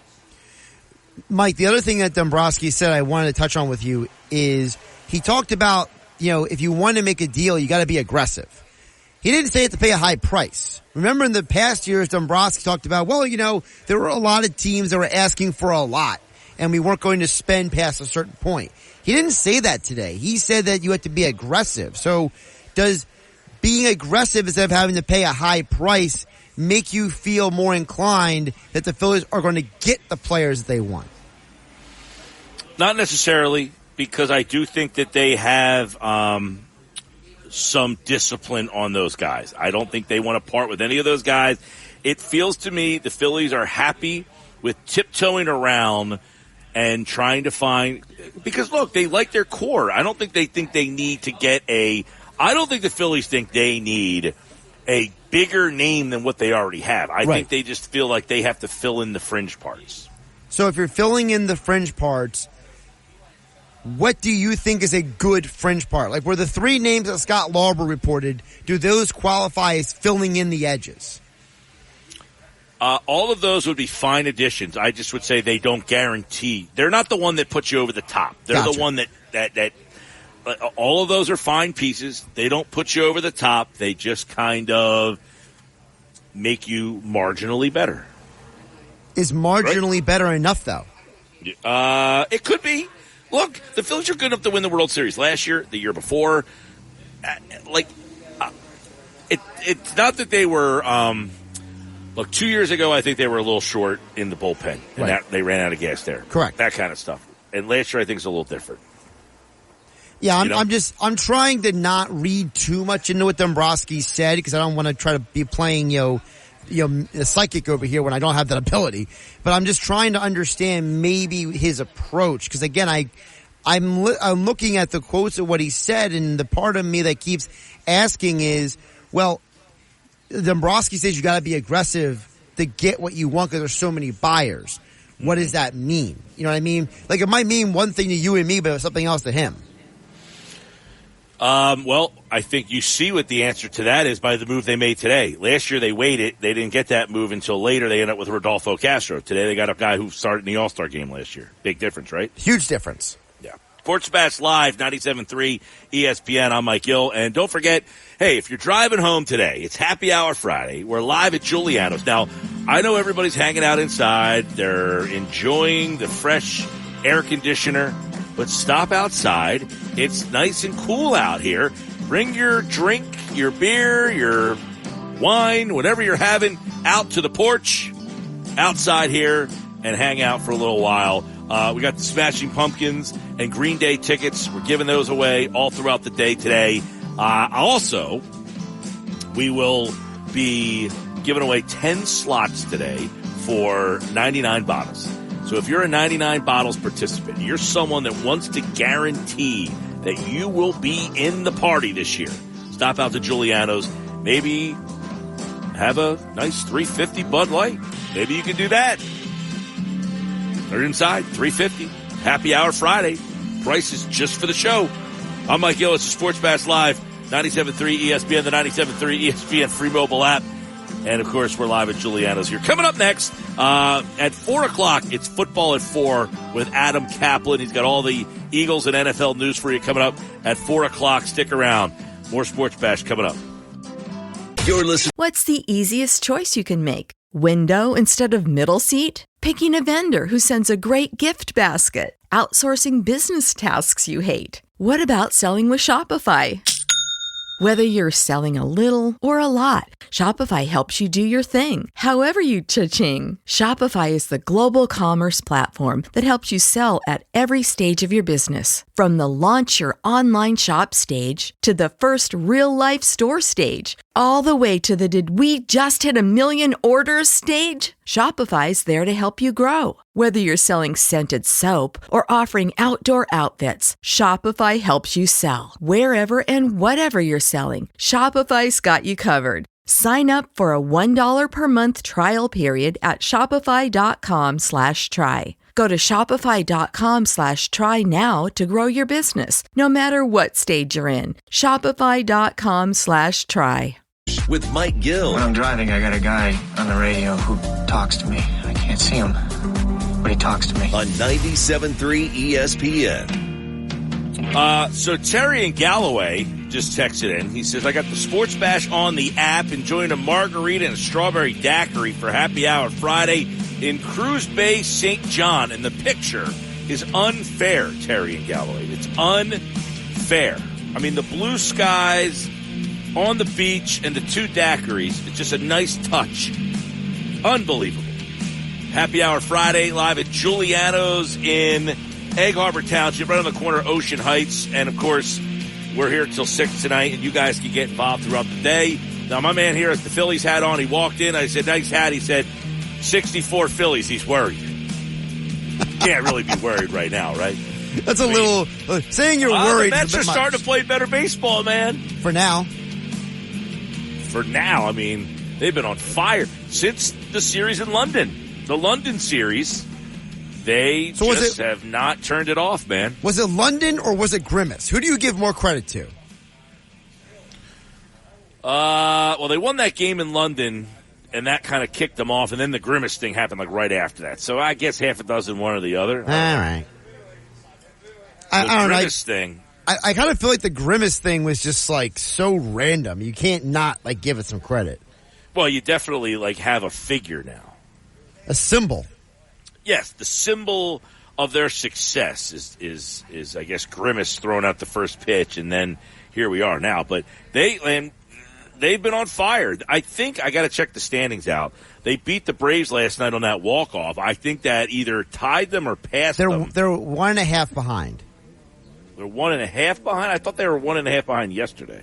Well, as of the standings right now, the Mets are 10, the Braves are 9.5. Yeah, so they're half a game behind. That would be a half, Josh. Oh, half, yes. 9.5 to 10. That would be a half a game. Half game. Yeah. So they won that game last night. They gained a game on them, and now they're a half back. So, yeah, they're charging, man. They're charging. All right, coming up, if you're hanging out at Giuliano's, come on out and say hello. Hang out outside. It's a beautiful day out. It is a beautiful day outside here. I guess if you're out in the sun, it's probably a little hot. But we're underneath the nice gazebo style outside. This is a nice little thing they did out here a little while ago. All right, coming up, football at 4. Adam Kaplan's on the way. And we got the latest on the Eagles' battles for the first 2 days at camp. What has he seen and what is he hearing? That's next. This is the Sports Bash on 97.3 ESPN. 97.3 ESPN presents the Sports Bash with Mike Gill. It's time for Football at 4 with Adam Kaplan, powered by the Inside the Birds podcast. I give my heart and soul to this franchise, as so many of us do. Now live, this is Football at 4. Football at 4, powered by the Inside the Birds podcast. Adam Kaplan is here today. It's brought to you by Broadleaf Plumbing, Heating, and Air Conditioning, your trusted source for heating and air conditioning. 609-390-3907, Broadleaf.net. We are out for a happy hour Friday at Giuliano's in Egg Harbor Township. What a beautiful day. It's not too hot at all. You're hanging out inside. You're more than welcome to join us on the outside patio where it's nice and cool out here. But we got the cool tones of Adam Kaplan, who joins us, going inside the Eagles' first week of training camp. They practiced twice, Wednesday, Thursday, and they had a walkthrough today. They'll practice tomorrow, and then they're off on Sunday. Adam, what is up, my man? Yeah, Mike, good to talk to you. It's really funny. Moshe and I were joking, like, you know, the word coming from the team was that they're going to practice more, and I was talking to someone with the team yesterday. They're expected to be maybe more physical at some point. You can't. They're in the acclimation period, so you can't be very physical. But sometime next week, they're not going to hit, but maybe a little bit more physical. But again, you practice 2 days. Then today they have what's called a speed walkthrough. It's sort of like it's a walkthrough, but you jog. It's more like they call it a jog through. Then, you know, they practice tomorrow. Be there tomorrow. I've already been there. And then Sunday they're off. And then another funny thing is, Mike, they've got the only public practice is at the Link on Thursday. Then they have 2 straight days off. It's kind of funny.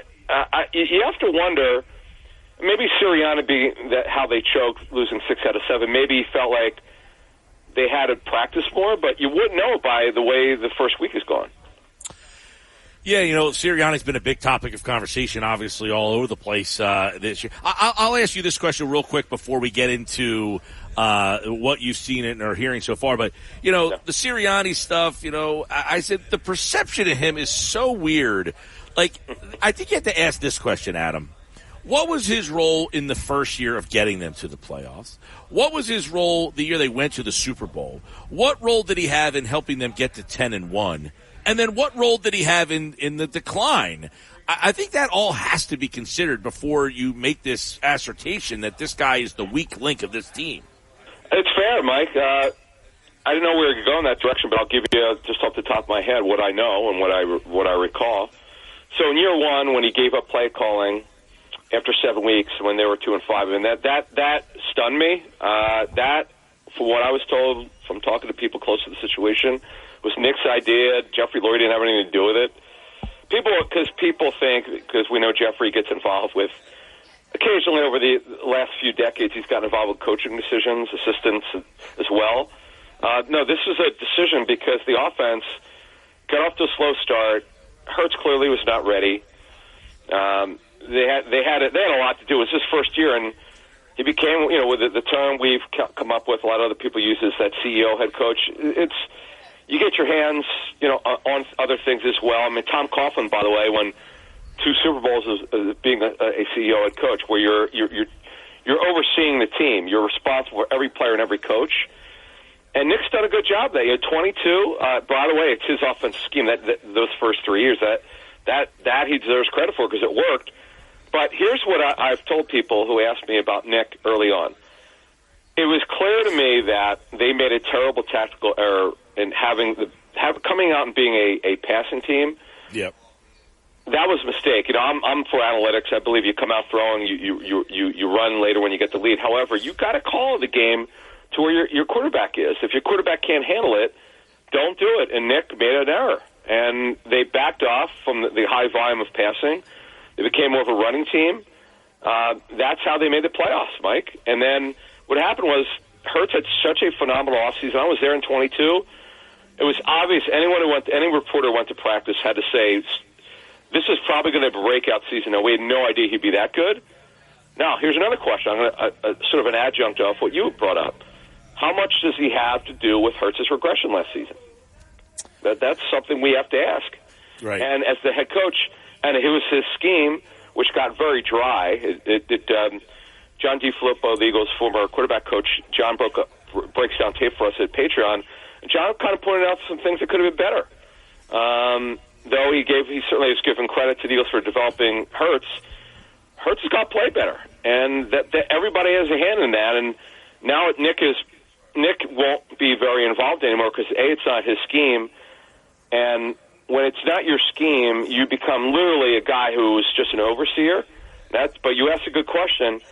How much of a handle will he have in his success this season? He doesn't pick the players. Howie Roseman has full personnel control. He doesn't pick the 53, but he does have a hand in that. He does have say in it. So it's a fascinating subject. And by the way, some of his holdovers, Kevin Patullo, who I saw, by the way, working with the quarterbacks yesterday, that's another question. How about if Nick's lieutenants, what are their roles going to be, namely Kevin Patullo? Right, yeah. It's a fascinating thing to keep an eye on here. Let's go inside the first week of training camp on offense. Let's talk about Hurts. What's different? All right, so, Mike, basically, I don't call these much it's not really observations. It's what's noticeable, and then it's based also what we've heard. I did not see him wearing a brace on his knee, which he hurt. By the way, he didn't play well before he got hurt last season. People will have revisionist history. They think it's just because of his knee. No, that didn't help. And that's why he didn't run as much. It was not as effective, wasn't as explosive. But he got off to a disappointing start against New England, very consistent before he got hurt, and he wasn't the same quarterback. But he looks healthy, and he looks good. And, it's funny. I remember, and I think you asked me this after the final OTAs. The offense struggled, and you asked me if this is a problem. I said, no, I'm not. They're installing a new offense. And Jalen went on record saying it, and I'm glad he said it. I'm going to look this up. He said basically it's, I think, 8 new play callers in 10 years or whatever, 8 schemes, whatever. I counted 6, but maybe I'm missing something going back to high school. But that's a lot. And I know, look, it's his job to learn it. But you can't just snap your fingers and expect a series of 13 practices in the offseason that it's going to look great. I just told people, don't worry about it. It's not a big deal. And he looked very crisp. He's looked good, and there's good tempo, by the way. Lots of different personnel groupings. It's looked different. This is a completely different offense. It's kind of they're flip-flopping between a lot of 11 and 12 personnel. It's going to be 11 personnel offense. That's what Kellen runs. But the thing that I find fascinating, Greg Calcaterra is getting a lot of reps. Now, what we don't know is, are they just doing this because they know C.J. Uzomah is? He's going to be what we call a wide tight end and play inside only, while the other guys, are going to run routes. So we don't quite understand. It's only 2 days, so we don't know what to make of that, but something we'll keep an eye on. All right, Adam Kaplan, Barkley, and the scene at running back. Everybody, is that position going to have a different role? Well, now, they're going to keep 3 backs. The question is, do they keep 4? I'll say this about this backfield. It's become faster. Swift is a good player. DeAndre Swift was a good story. Didn't catch the ball at all, which is ridiculous, but that's another story for another time. But Barkley's just more explosive, and you could see it. Mike, watching him cut is something. I've never seen anybody with that type of lower body run like he does. It's kind of cool up close. I saw him at maybe a half dozen practices with the Giants over the years, but seeing him up close here in Philly is pretty interesting. And then Will Shipley is quick. I mean, he ran well at the combine. Ty Davis-Price is his zone runner. He's got explosiveness. It's hard to justify keeping 4 backs, Mike, but this is something interesting. Maybe Ty Davis-Price, a former third-round pick for the Niners, maybe push for a spot. But again, we've only 2 days of practice, so we've got a long way to go here. All right, Adam Kaplan, let's look at the depth at wide receiver. Is that apparent that that's a problem? It is, Mike. A lot of us were at practice yesterday, and we were like, wow, they don't have any depth. It's one thing to look at a roster, then when you see it, now I know it's only 2 days of practice, and I watched a lot of the receivers this week, and I've heard a lot about them behind the scenes. Jacob Harris is a guy the Eagles really like. He's number 46.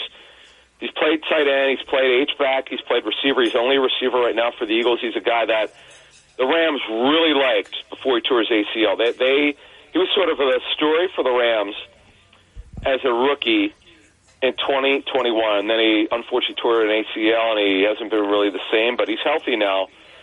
And he's got a real chance here, Mike. He's big and he could run. Johnny Wilson is running more with the threes, but he's a fascinating prospect.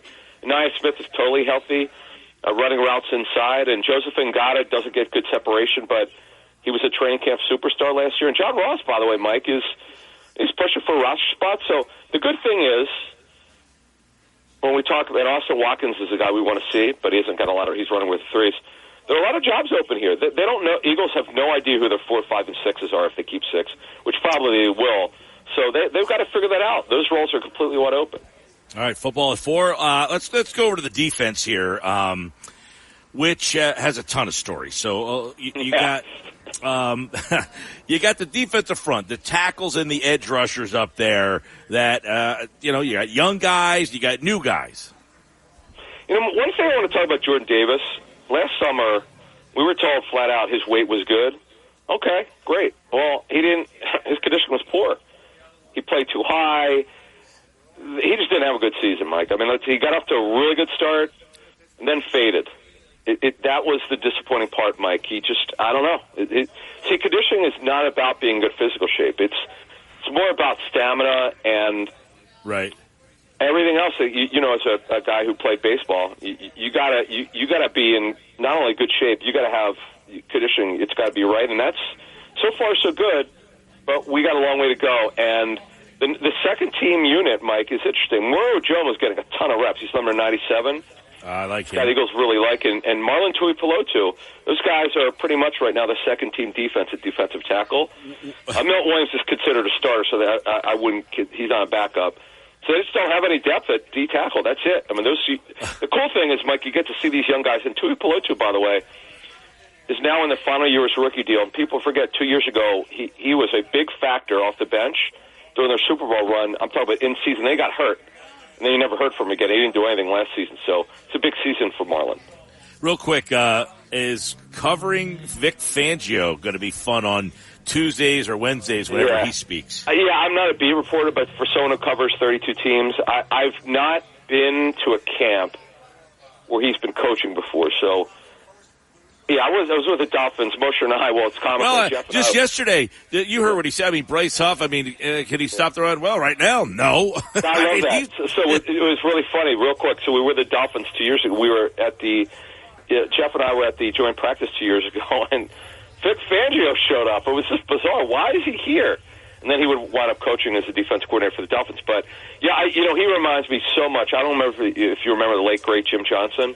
Yeah, of course. Probably my favorite Eagles assistant. I've been covering this team for nearly 22, 23 years, Mike. My favorite Eagles assistant coach, and that's saying a lot because there's a lot of coaches I've gotten to know over the years, but I didn't know Jim.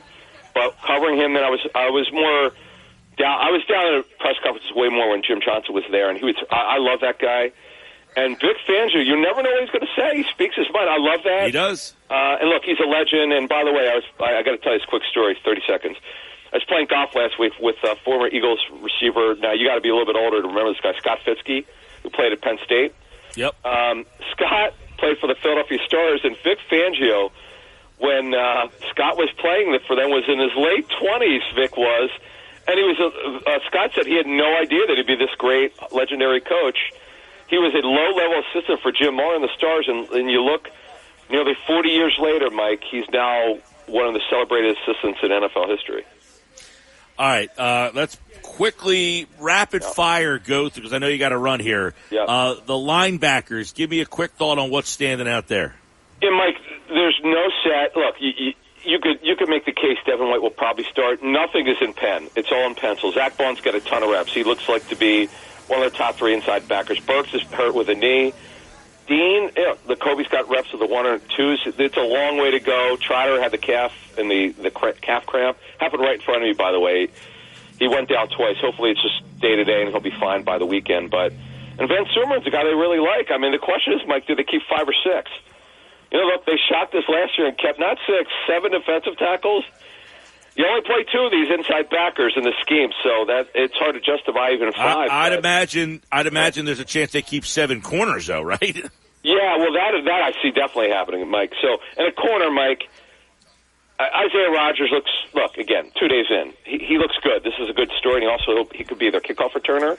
Quinyon Mitchell, I keep telling people, stop looking at depth charts. I don't care that he's running with 3s. It doesn't mean a damn thing. Yeah. Talk to me at the end of August. We're not going to. It's simple. Again, we said this now for 3 months since the draft. If Quinyon Mitchell's starting, if he's ready, he's starting.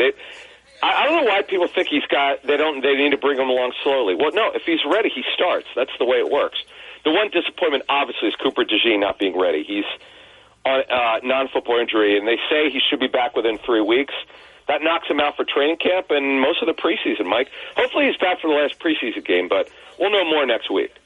Last one, Bradbury at safety. Is that going to stick?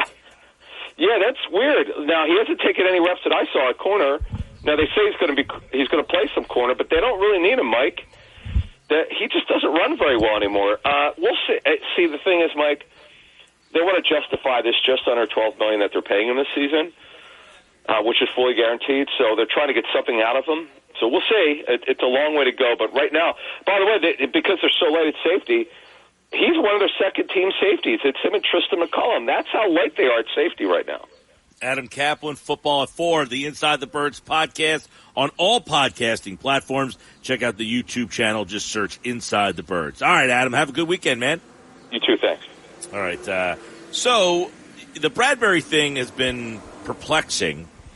But as Adam just pointed out, he's lining up there because they don't have anybody else. They don't have another safety, essentially. So he's the second-team safety right now. Think about that. It's a guy who's never played safety before. He's now the second-team safety. Can't run. He just said he can't run anymore. I can't wait to see what happens with that whole situation there. And the other thing that he talked about is Isaiah Rodgers. Let's bring him into the mix real quick.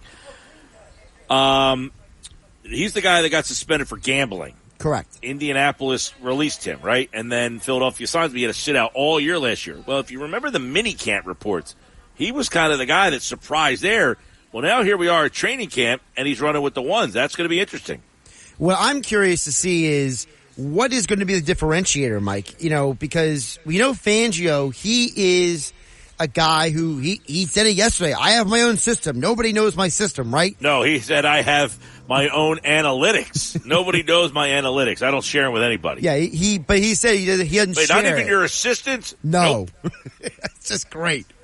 But with that being said, what do you think is going to matter more for this team? Because we know that Fangio can run a system that has zone corner coverage, which is probably something that Ringo theoretically might be a little better at than Rodgers, but Rodgers might be better at the man coverage. So how do we differentiate who might be the better option? Well, we're going to find out. And there's two reasons where Fangio runs a lot more zone than he does man. So that's why the Bradbury thing's perplexing, right? That's the first thing. Exactly. Isn't it? So I don't know. I mean, he's got so many options out there. How does one stand out? That's one of the things that's always interesting about NFL competition. Guys at that level are all so talented. Right. How does one stand out over the other one? Okay, this guy's just faster. He's more experienced, but you got 7 guys. How do you differentiate between 7 different guys in that secondary that this guy's a little better than this guy is here? And how do you say this guy, how is Ringo better than Ricks? And how is Ricks better than Job? And how is Job better than Gardner? And how, you know what I mean? That's a tough thing to kind of evaluate. Yeah, and if you think about it, you go back and look at who these guys are individually. You drafted Quinyon Mitchell in the first round. Well, we know that he didn't play at the highest level of competition in college football, but he was considered a guy with a very high ceiling. Yeah. Ringo was a guy who did play at the highest level of competition, but his ceiling is considered not as high as Mitchell. So Now you got a floor versus ceiling argument. One guy, Mitchell, is theoretically a better athlete than Ringo. And then you got the odd guy in the conversation, Rodgers. Like you said, Rodgers missed the entire year of football, but when he did play for the Colts, he was a starting corner. We'll see how that all plays out. And, of course, that's all happening at Eagles camp, which is underway. And, of course, you can hear every Eagles game all season long here on 97.3 ESPN. The Eagles and Ravens, that is Friday night, August 9th, right here at 7:30 is the kickoff for that one. And you can hear it with Merrill Reese and Mike Quick. All right, Josh, by the way, Wednesday, August the 14th here at Giuliano's, they're going to be giving away 2 Phillies tickets, and they'll be featuring the Bud Light Girls from 6:30 to 8:30 with the Phillies tickets. So if you want to win the Phillies tickets, mark your calendars for Wednesday night, August the 14th, right here at Giuliano's in Egg Harbor Township. Now, that's where we are for this Happy Hour Friday. And, so there was a guy that was here earlier. He stopped out, and he said he wanted to get here for the beginning of the day. He had to go pick up his daughter at thing, but he was talking about the Austin Hayes move. Everybody seems to be, wondering about that deal. I got to imagine that's part of the Nuggets today. Nick Earnshaw, Nick Nuggets are coming up on the other side. Plus at 5 o'clock, are the Eagles a legit Super Bowl contender? Our conversation with Evan Cohen about that. He was talking about it on the morning show the other day. And then, of course, we got our big 3. So we got a lot to do still. Somebody sent me a double of Jameson and ginger ale. That's my drink. That's for you, Josh. I said Josh isn't here today. But I got the double Jameson and ginger ale sitting in front of me. I don't know what to do with this, but I've had a couple sips. It is Happy Hour Friday here on the Sports Bash Live. Giuliano's, we're outside on the patio porch out here. Nice breeze, not too hot at all. Come on out, hang out. And, of course, we got the Smashing Pumpkins Green Day tickets all throughout the day. Knicks Nuggets are next. Save on O'Reilly Brake Parts Cleaner. Get 2 cans of O'Reilly Brake Parts Cleaner for just $8. Valid in-store only at O'Reilly Auto Parts. O'Reilly Auto Parts. The Sports Bash with Mike Gill on 97.3 ESPN and the free mobile app.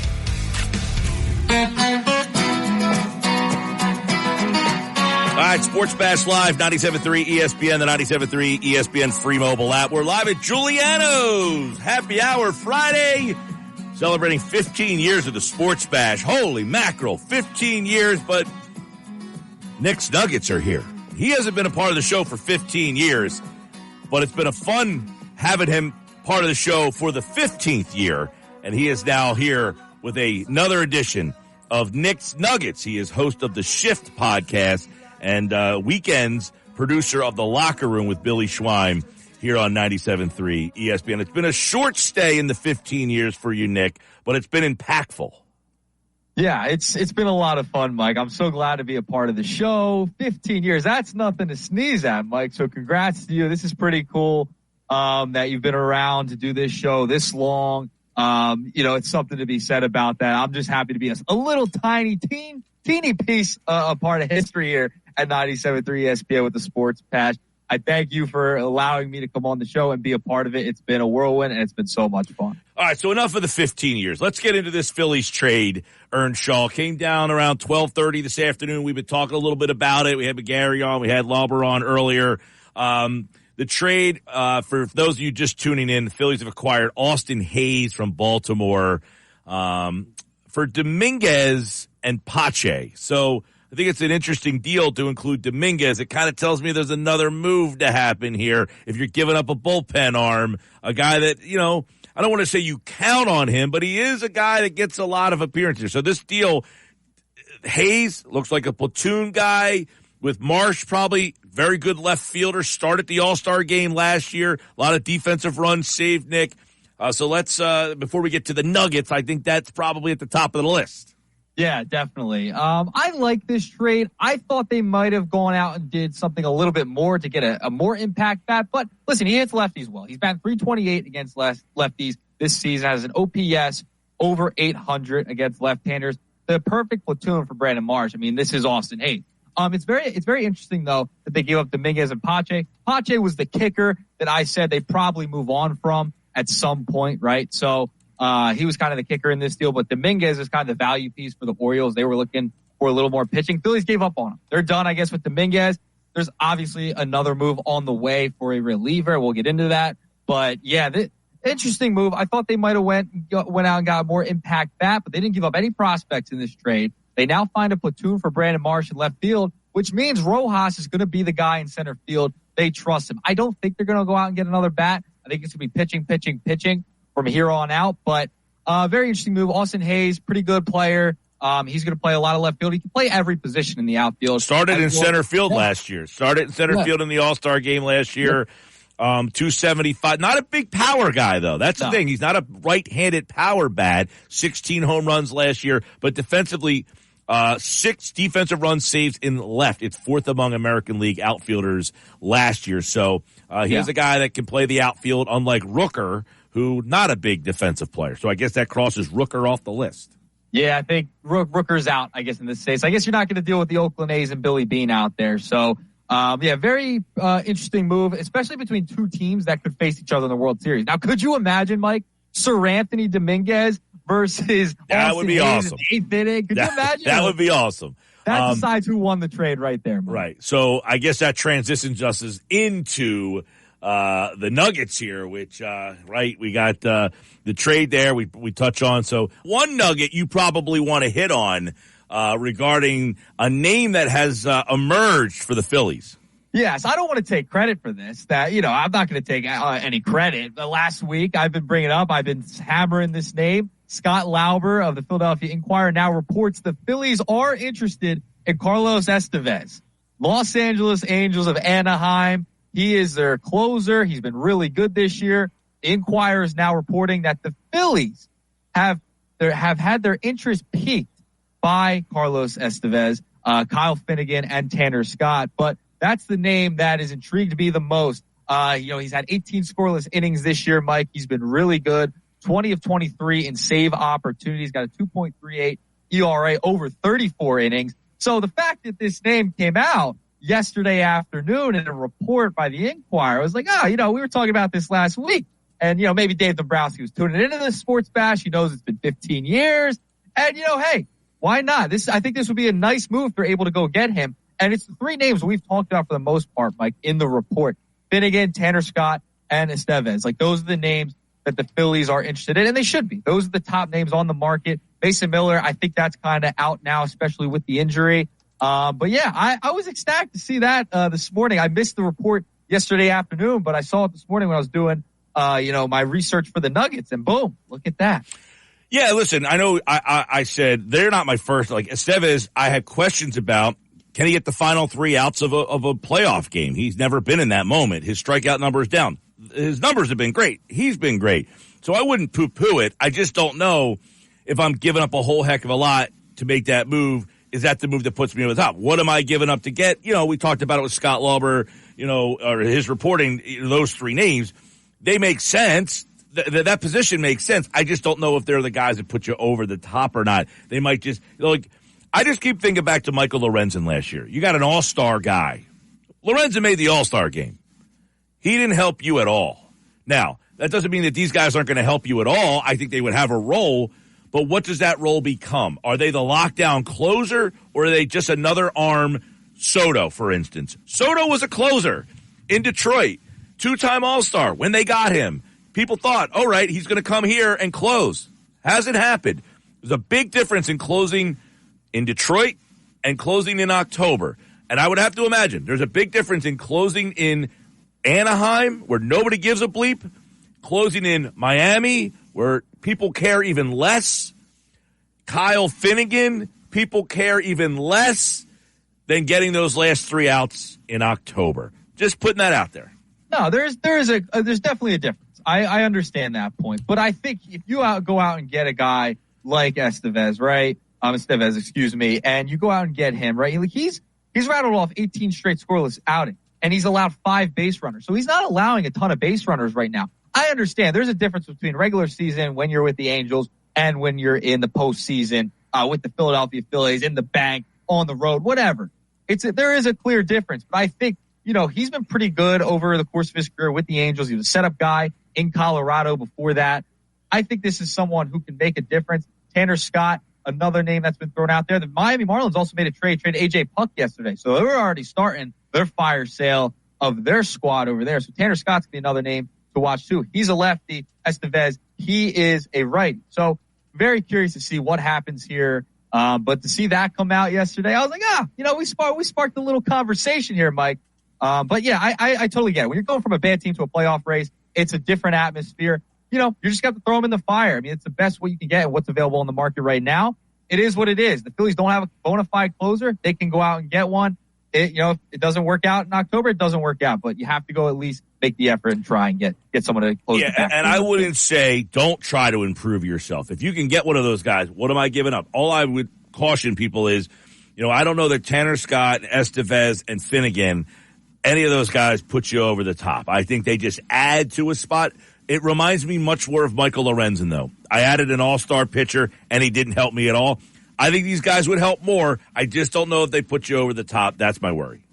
Yeah, I hear you. I just think, adding another, you're going to add more depth to that bullpen, and that's what you need right now. You need options. Rob Thompson needs to have options. He doesn't have to use these guys as the bona fide set closer. That doesn't have to happen. If he wants to mix and match like he's been doing for the majority of the season, that could work out too. Like, that's not the point here. The point is adding another arm. I'm not even going to compare it to Lorenzen, because Lorenzen's kind of a different scenario. He was a reliever before, then he became a starter. That's kind of a different kind of atmosphere and different animal that you're working with there.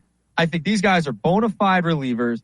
They've been in big spots throughout the season. They still have to go out there and close games. If the Phillies want to use them as a closer as well as a setup man, just high leverage situations, and continue to mix and match the back end, then I think it'll work out the way the Phillies want it to. Yeah, listen, and again, I don't want to make it sound like I wouldn't be excited or happy that they got these guys. I just would question, none of them have closed big spots. That's all. And by the way, there's not a guy you can go get that has done that. Right. So that guy's not available. So any way you slice it, the only question is, does this guy usurp Jeff Hoffman? Do you want Jeff Hoffman to be that guy? And this guy becomes what Jeff Hoffman was, somewhere in the past. They maybe pick. Now, the other problem with that is you bring in a guy who's closed in the past, and now you ask him to be a setup guy. That doesn't go so well sometimes. So there's not a perfect option, I think, right now. Mason Miller obviously being hurt. That probably is out the window. So one of these three options might be the best way to go. Listen,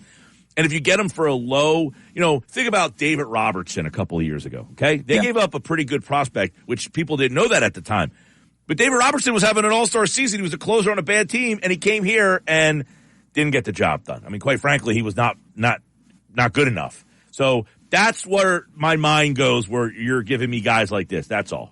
Yeah, I remember the Robertson thing. It didn't really work out here. It was his second stint with the Phillies. Remember the first time he was hurt a lot. Came here. It was okay during that run in 22. Wasn't great. But, yeah, I mean, there's no perfect option right now in the back end of the bullpen. Because, teams that are in contention, they're not going to give up back into the bullpen guys who can lock down the 8th and 9th inning. They're not going to do that. It just wouldn't make sense. So you're going to have to pick and choose from these bad teams to get a guy who's had a really good season. I don't think they're going to have to go up a ton to get one of those players in the back end of a bullpen. But, yeah, it's definitely something you have to be wary about, relievers, right? I mean, they're so volatile, like you've mentioned before. Like, you don't know what you're going to get. Like, a change of scenery could mess up their whole flow. We know pitchers are creatures of habit, Mike Gill. We know that. They need to be in a routine. It could throw them off, like the Robertson. Great example there. So, you're banking on a what if here. Can they come over and continue what they were doing with their previous team on a bad team, come to a contending team and continue to do what they're able to do throughout the season? We'll see.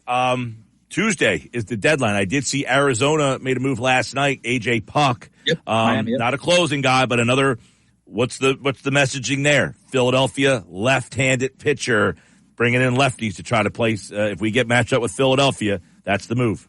Yep, that is the move. And Randy Rosarina also on the move to Seattle. That was a weird trade. So that was another name the Phillies looked to be interested in and was in the conversation of all the rumors going around as a possible right-handed bat. Well, Seattle, yeah, I'm glad you brought that one up because I'm a bigger Rosarina fan in his Tampa Bay time. He had not played well this year, but Seattle just needs bats in the worst way. So, these teams that have jumped out ahead of the deadline last night with Arizona, now earlier today with Arozarena, you got a couple teams that are saying, look, right now we're wild card teams.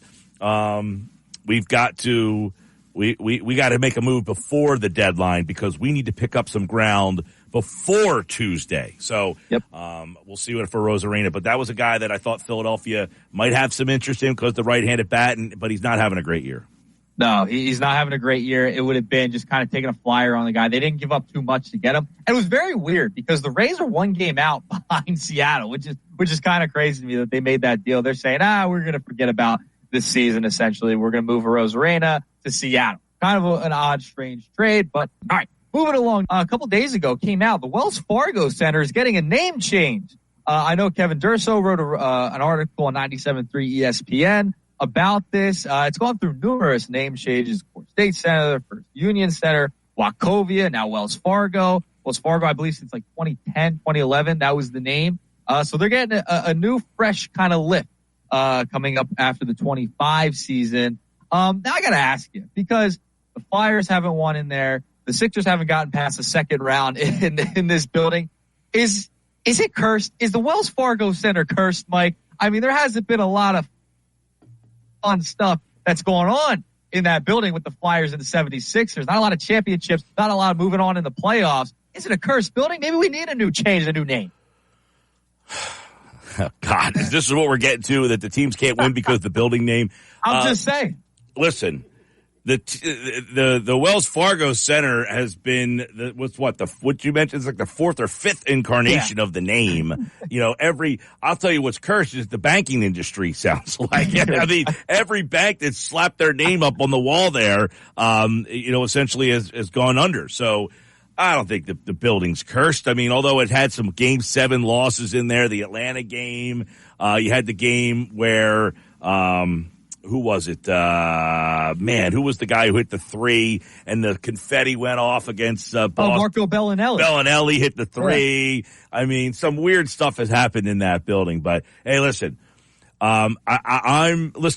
certainly I don't understand the allure for these companies to put their names on the building. I think it's more of a status thing. Like, hey, we get tickets, we can do, corporate outings, all that stuff. But are you changing your banking methods because the name of the building? I don't know about that. So to say the least, they need to move away from the banking industry to name this building. Maybe if they move away to a different company and they don't name it after a bank this time, maybe we'll get past the second round if you're the Sixers and the Flyers. What are they going to go back to? Just the center? Yeah, I mean, the Sixers just called the center. So, I mean, it's, why not? Well, that's what I'm saying. Do they go back to, or are they going to give it some, like, the Spectrum had like some character to it, calling it the Spectrum. Do you go back to the Spectrum? Do you just call it the center? What should the name of the new building be now? I think the days of just naming it the center, the Spectrum, I think those are gone. They're going to get a sponsor. There's no doubt about it. They're going to find another one. I would just recommend maybe stay away from a bank. Just stay away from a bank at some point, because there's no point in renaming it after a bank. You've gone through 5 of them at this point almost, whatever it's been, Core States, First Union, Wachovia, whatever. FU. Yeah. Don't forget the FU Center. Yeah, the FU Center. First Union. That's fantastic. But yeah, I just don't go with a bank. That's all I'm saying. Just don't go with a bank. It's been cursed. You haven't won a championship in there. You've lost the Stanley Cup Finals. You've lost an NBA Finals. Let's stay away from a bank, okay? That's to say the least. Got it. All right.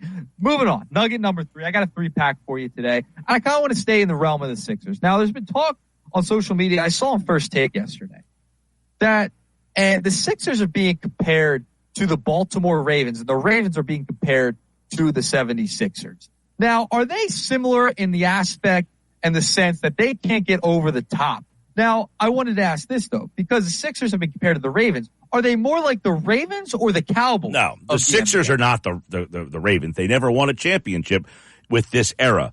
The Ravens have a championship under this regime with John Harbaugh. Right. So you can't compare the Sixers to that. I'd say they're the Cowboys. I'd say the 76ers, unfortunately, are more like the Cowboys. They would be more like the Cowboys in that they have tremendous regular season success and plenty of disappointment where they've been, they've been expected to go deeper, whether that's fair or not, the expectation. And quite frankly, because of quote unquote the process, the Sixers have generated a lot of national attention, much like Dallas. So they're always on your first takes, your get-ups, and all those shows in the morning, much like Dallas, because there is the Sixers started a sports debate between people who are okay. I don't want to say okay, but understand the concept of we're going to lose on quote-unquote purpose. We're going to put a roster together that's not very competitive so that we can try to build our organization back up. Then you have another side of the coin that says you play to win the games, and they can't believe in that. So that made the Sixers a very hot topic on the national platform show. So, yes, I would say they're more of the Dallas Cowboy realm than Baltimore. Yeah, I've likened the Sixers to the Cowboys because the Cowboys haven't been past the second round in about almost 30 years now. Sixers haven't been past the second round since 2001. Similar success in the regular season does not equate to the postseason, and that's kind of been the similar case here with the 76ers and the Dallas Cowboys. So I think it's more that Lamar Jackson is like Joel Embiid because they're both superstars. They both won an MVP, and they haven't been able to get over the hump. I think that's more of the comparison than the overall teams of the Sixers or Ravens. It's more Sixers, Cowboys, maybe more Embiid and Lamar. I think that's more the case there. Yeah, you got high profile MVP level players who come up smaller in the playoffs. But yes, as I was saying, 76ers more like the Dallas Cowboys. I think Embiid is more like Lamar Jackson in that sense with the MVP. That's kind of that point is that the Embiid and Lamar good, Dallas, Philadelphia good. Yeah, that's where I'm at with those things. Because the conversation with the Sixers is they can't get over the hump. And maybe this goes back to nugget number 2, Mike. They change the name of the place. Eventually they'll get over the second round. They'll get past it. They'll get to the Eastern Conference Finals. Probably lose there. And then they'll really be like the Ravens because the Ravens have at least gotten past the second round and into a championship game, unlike the Sixers. Yeah, and listen, if the Baltimore had not got that Super Bowl with Harbaugh as the coach, you could possibly throw them in there. But Harbaugh being the coach changes the dynamic for that. Right, because he's been there for a while. The Cowboys, they've gone under some changes at head coach. They haven't gotten past the second round. They are always great in the regular season. That's fine. The Sixers, same thing, but they've changed coaches more times with Embiid and the process, everything like that. So I would say Sixers, no doubt, more like the Cowboys than the Ravens. I think that's a bad comp. I think the Embiid comp to Lamar is more credible. Who made that comp? Who made the comp? It was on First Take. I forget who it was. They're filling in. But yeah, it was interesting to say the least. Gotcha. I saw a whole discussion bottling up on social media. You know how things on social media go awry after that conversation. Yeah, I got you. All right. I didn't know if it was like where it came from, but yeah, I mean, it's more. I like the comparison we were making with Dallas and the player Embiid and Lamar. So unfortunate that we have to compare the 76ers to the Cowboys, but it is what it is. All right, Mike.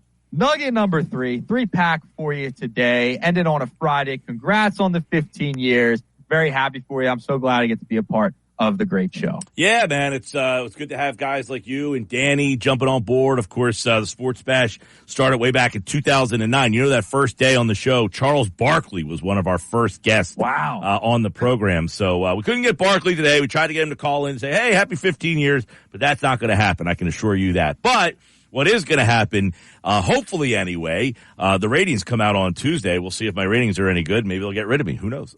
We'll try to keep. Who knows? Well, I guess we'll find out. We'll try to keep it going.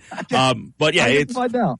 The Nuggets are always fun. It's good to throw those topics out today as well. And of course, Nick Earnshaw. Check out his podcast, The Shift. And make sure you listen Saturday. Although you're on the Sunday locker room this week, right? I'm on the Sunday locker room. Yep, I'm on the Sunday locker room this week. Gotcha. All right, man. Well, there's Nick's Nuggets here on the Sports Bash. Thanks, Nick. All right, Mike. Have a good one. Talk to you soon. All right, Nick Earnshaw, host of The Shift. And, of course, he'll be on the Sunday edition of The Locker Room with Billy Schweim here on 97.3 ESPN. All right, I'm Mike Gill. We are live at Giuliano's celebrating 15 years of the Sports Bash. Come on out, hang out from now to the end of the show. $3.50 Bud Light drafts, $4 vodka neutral seltzers, neutral vodka seltzers, I should say. Maybe I've had too many of those, and I'm getting everything backwards so far. But we're having a lot of fun. It's a great atmosphere out here. Great spot outside. Beautiful day. And we'd like for you to come on out. Remember, we got those tickets for Smashing Pumpkins and Green Day all throughout the show. We've been giving them away. We're going to give away another pair next hour here on the Sports Bash. And look, coming up, we talked about if the Eagles are one of the legit Super Bowl contenders. Are they legit? Are they one of the legit ones? Evan Cohen, host of Unsportsmanlike on 97.3 ESPN, joined me for that conversation, and you'll hear it coming up next here on the Sports Bash on 97.3 ESPN. Jersey. This is the Sports Bash with Mike Gill on 97.3 ESPN and the 97.3 ESPN free mobile app. Now live from inside the Ocean Casino Resort Studio, here's Mike Gill. Finally, NFC East, Cowboys, Giants, Eagles, Commanders. Nobody. There should be two, but there's probably nobody. Nobody. Eagles? No? No. We can put them on the maybe list. I think the Eagles are the best team in the NFC, and I think that they should be the front runners to win the NFC next year. Their biggest issue last year was coordinators, and they've addressed that with Kellen Moore, who I think is above average offensive coordinator, and Vic Fangio, who is kind of a legend as far as defensive coordinator is concerned. That was Unsportsmanlike this morning, followed by Dominic Foxworth on Get Up. And right now, we'll defer the discussion with the host of Unsportsmanlike on 97.3 ESPN, Evan Cohen, who joins me now. And it didn't sound like Evan Cohen was giving the Eagles a definitive place in the 7 teams that could win a Super Bowl this year. Now, Aaron Rodgers is 8-12. Who are you to go against Aaron Rodgers and only come up with 7? Yeah, you never want to go against an Aaron Rodgers theory. But you know what's funny about this? Side note, because I know obviously we'll talk about the Eagles, Mike. There's a lot of Aaron Rodgers theories that I don't personally buy into. This one actually makes some sense. I will say, like, this was one where you take a step back and you're like, you know what, you may be onto something. You know, we don't have to talk about the world. We don't have to talk about politics or medicine or anything like that. Just football. You know what, I'm kind of into this one. You played that clip, and I'm glad I was the one that said, yeah, I think maybe on the Eagles, because I'm not writing them off. That's not what I'm doing. This is, to me, and I love Jalen Hurts. Absolutely love him. And I think that, you know, last year, obviously, at the end was very tough. But I was somebody that was rooting for the Patriots, and I was hoping that Jalen Hurts was going to be on their team. Like, I thought Jalen Hurts was going to be a great, great pro. And the Eagles got him. They went to a Super Bowl, and I still believe in him. And they made all these moves this offseason, and there's every reason to believe that they're going to be good. There's only one thing that I just don't know the answer to. Is their coach good? All right, so you led us down the path of where we were before you came on, okay? So I asked this question, and this is how I'm going to ask it to you, Evan. What role did Nick Sirianni have in getting them to the playoffs his first season, where nobody thought they were a playoff team, right? That was Jalen Hurts' first year. They went 9-7. They make the playoffs. Nobody had them. What role did he have in them getting to the Super Bowl 13-3? What role did he have in them going 10-1? And then what role did he have in them going 1-6 down the stretch?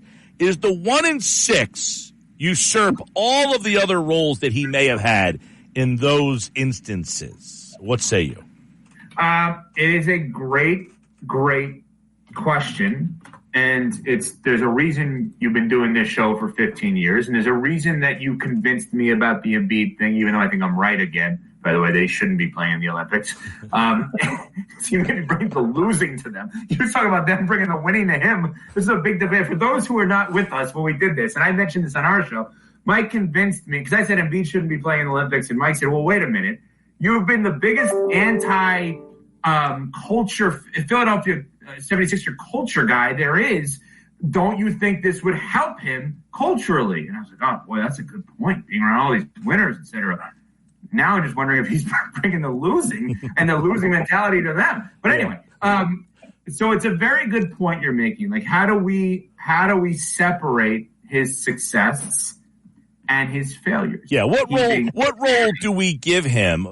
Like, what role did he have in this success? So I want you to listen to a Jason Kelce bite that we got here. This is from Jason Kelce pointing about what he thinks about Sirianni and why he liked him so much.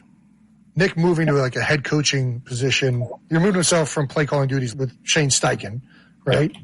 That ended up working out pretty damn good. Nick has shown in his tenure with the Eagles that he's going to do whatever he thinks is in the best interest of the Philadelphia Eagles. And he's going to make those decisions, and he doesn't care about how other people perceive it. He doesn't care about anything other than what's in the best interest of the team. And to me, I think players respect the hell out of coaches that operate on that level. So that's your coworker, Jason Kelce, now of ESPN, by the way. Yeah, we're very close. Yeah. But it's weird just because I think you're right, though. And I hear Candy this morning. I hear you guys talk about this. I feel like the perception of Sirianni is so low. And then I hear a guy like Jason Kelce. Like, hearing it from Kelce, does that mean more? Jason Kelce, when it comes to the Philadelphia Eagles, obviously means more than the three of us in the morning because we're not there. He is. Now, that said, is it possible that Jason Kelce, like any of us would have some sort of bias towards someone he likes and has worked with? I think the answer is yes. So let me use my bias towards somebody I like and work with, and that is Chris Canty, who played 11 years in the NFL for two NFC East teams and the Baltimore Ravens, where he played for the Cowboys and the Giants and the Ravens. And Canty is able to see these things in a way that you and I are not able to see. And he keeps coming back to answer the question, what does Sirianni do well? That's what he constantly asks, as you know. And the end of last year was just weird. I still don't actually know what happened. And I had this revelation today. And I started thinking about, is this the worst coach that Jalen Hurts has played for since he was in high school? He played for Nick Saban, Lincoln Riley, and for Doug Peterson for a minute, correct? For 1 year, if I'm not mistaken? And a little bit, yeah. He was the bench guy that year. Right. He was on the team when Doug Peterson was his head coach. And I just wondered, does Jalen Hurts look around and say, but this guy's not as good as these other guys that I played for? And I thought I was supposed to move up. And this guy's maybe not. It was a very astute point by you, by the way. Well, because normally, like, you're on in Atlantic City and Philadelphia. When you did college radio at West Virginia, right? Yep. The thought would be when you go from college radio at West Virginia to professional radio on 97.3 in the South Jersey, Philadelphia, AC area, you're working with higher level people because you moved up and they moved up. I had nicer equipment in college, though. Aren't you a little bit responsible for that, sir? Anyway, so the point that I'm making is use that same logic with Hurts. Yeah, I'm moving up. I'm working with worse people, though. Not worse people, worse coaches. Right. Oh, listen, I thought it was pretty, it makes you stop and kind of say, that's interesting. He's thinking, hey, I had better, like the whole thing. And by the way, what did you make of Hurts coming right out yesterday and saying, before you ask me any questions, I want to address the relationship between everybody here. And he's like, hey, I got full trust in Nick and Howie and Mr. Lurie. I mean, we're watching the Hard Knocks. We see them sitting down with the PR guy and being coached on what to say. Is that them saying, you better go out there and make sure that everybody's on the same page here? Or is this Jalen Hurts getting out in front of it himself as the leader of the football team? That's a good question because a Saban guy knows how to do that. Saban guy doesn't need coaching because he's been coached by Saban. Think about it. This guy was benched by Saban and came back the next year. Benched in a national championship game and decided to come back for another year before he went to Oklahoma. Like, this is an old school, let my play do my talking kind of football player. So when you're saying he's addressing it beforehand, we played the sound this morning on Sportsmanlike here at 97.3. Like, yeah, I think it's not impossible to think that is Jalen Hurts. I just keep coming back to this. Like, the Chargers went out there and hired a coach for the quarterback, right? They absolutely went out there and hired Jim Harbaugh for Justin Herbert. How is Bill Belichick not the coach of this team? How do they not hire the guy that Hurts does nothing but play football? He doesn't say anything. He doesn't do anything. He's not going out. He's not best friends or worst friends with the players. He's a football junkie. Yeah. He's quiet. Bill Belichick is made for Jalen Hurts. The concept, we're talking with Evan Cohen on Sportsmanlike on 97.3 ESPN. Am I wrong about that? No, I mean, these two guys definitely have, and we have people texting in like, Sirianni's actions on the sideline. Maybe Hurts doesn't respect him because of that. I mean, we all have friends that were different then. Like the one guy's, when you go out to the bar, you're like, he's going to get us in a fight tonight. We had that guy. But, there was a report here locally in the Inquirer, Marcus Hayes wrote it, that Eagles' Jeffrey Lurie views Sirianni as, quote, the next Andy Reid because Sirianni is a, quote, football nerd, a maniacal teacher, and a passionate leader with the capacity to become an excellent administrator, a skill that took Andy Reid more than a decade to master. So inside that organization, that reporting is suggesting that Sirianni looks at this guy, Lurie looks at this guy as something special. He may be. This is what I just said is not a knock on Sirianni. I just think that Hurts' personality fits a Belichick-Saban type thing. Let's talk about then the report about Jeffrey Lurie. So Nick Sirianni, he believes, per this report, that Nick Sirianni is the next Andy Reid, which means in Philadelphia he will not get you over the hump, but somewhere else he will. Seems like an odd thing to want to sign up for. Well, we were talking about this right before you came on, and that's a good point by you, Evan Cohen, on Sportsmanlike 6 to 10 weekday mornings on 97.3 ESPN. Mike McCarthy, 12 wins, Super Bowl in Green Bay, yet he's not looked as favorably as this great head coach. Why is that? Is Sirianni falling down that road where I got you to a Super Bowl, but I'm still not the reason we got to the Super Bowl? Because people look at McCarthy and said they won because of Rodgers. Why did the Eagles get to the Super Bowl? Was it because of Hurts, a guy who, I don't know, we're looking at these lists now of the quarterbacks. Hurts isn't in that top level. No, they got to the Super Bowl because Jalen Hurts was on a rookie contract. Now, I know Carson. Okay. You heard Dominique Foxworth's bite coming into your segment here. He thinks they're the best roster in the league, and that them changing their coordinators, is that enough for you? No, because I still don't know what Sirianni is going to be for them, and that may be, by the way, too simple. I want to take that back a little bit on the Hurts thing, because it's not just because he was on a rookie contract. Because Wentz was on the team still when they went to the Super Bowl. No. Wentz was traded. Hurts became the starter, and they had all that dead money. I don't remember. Who was the backup, Josh, on that Super Bowl team? He'll find it. But Gardner Minshew was the backup. Oh, that's pretty good, actually. But the point that I normally say, you either need a Hall of Fame quarterback, or you need a quarterback on a rookie scale contract in order to make the Super Bowl or go to the Super Bowl and win a Super Bowl, right? Usually that's how it works. Now, dead money, I don't know about that, obviously, from Philadelphia, so maybe I'm a little bit uninformed in that regard. I do think that... A lot of dead money on that team that went to the Super Bowl because of Wentz.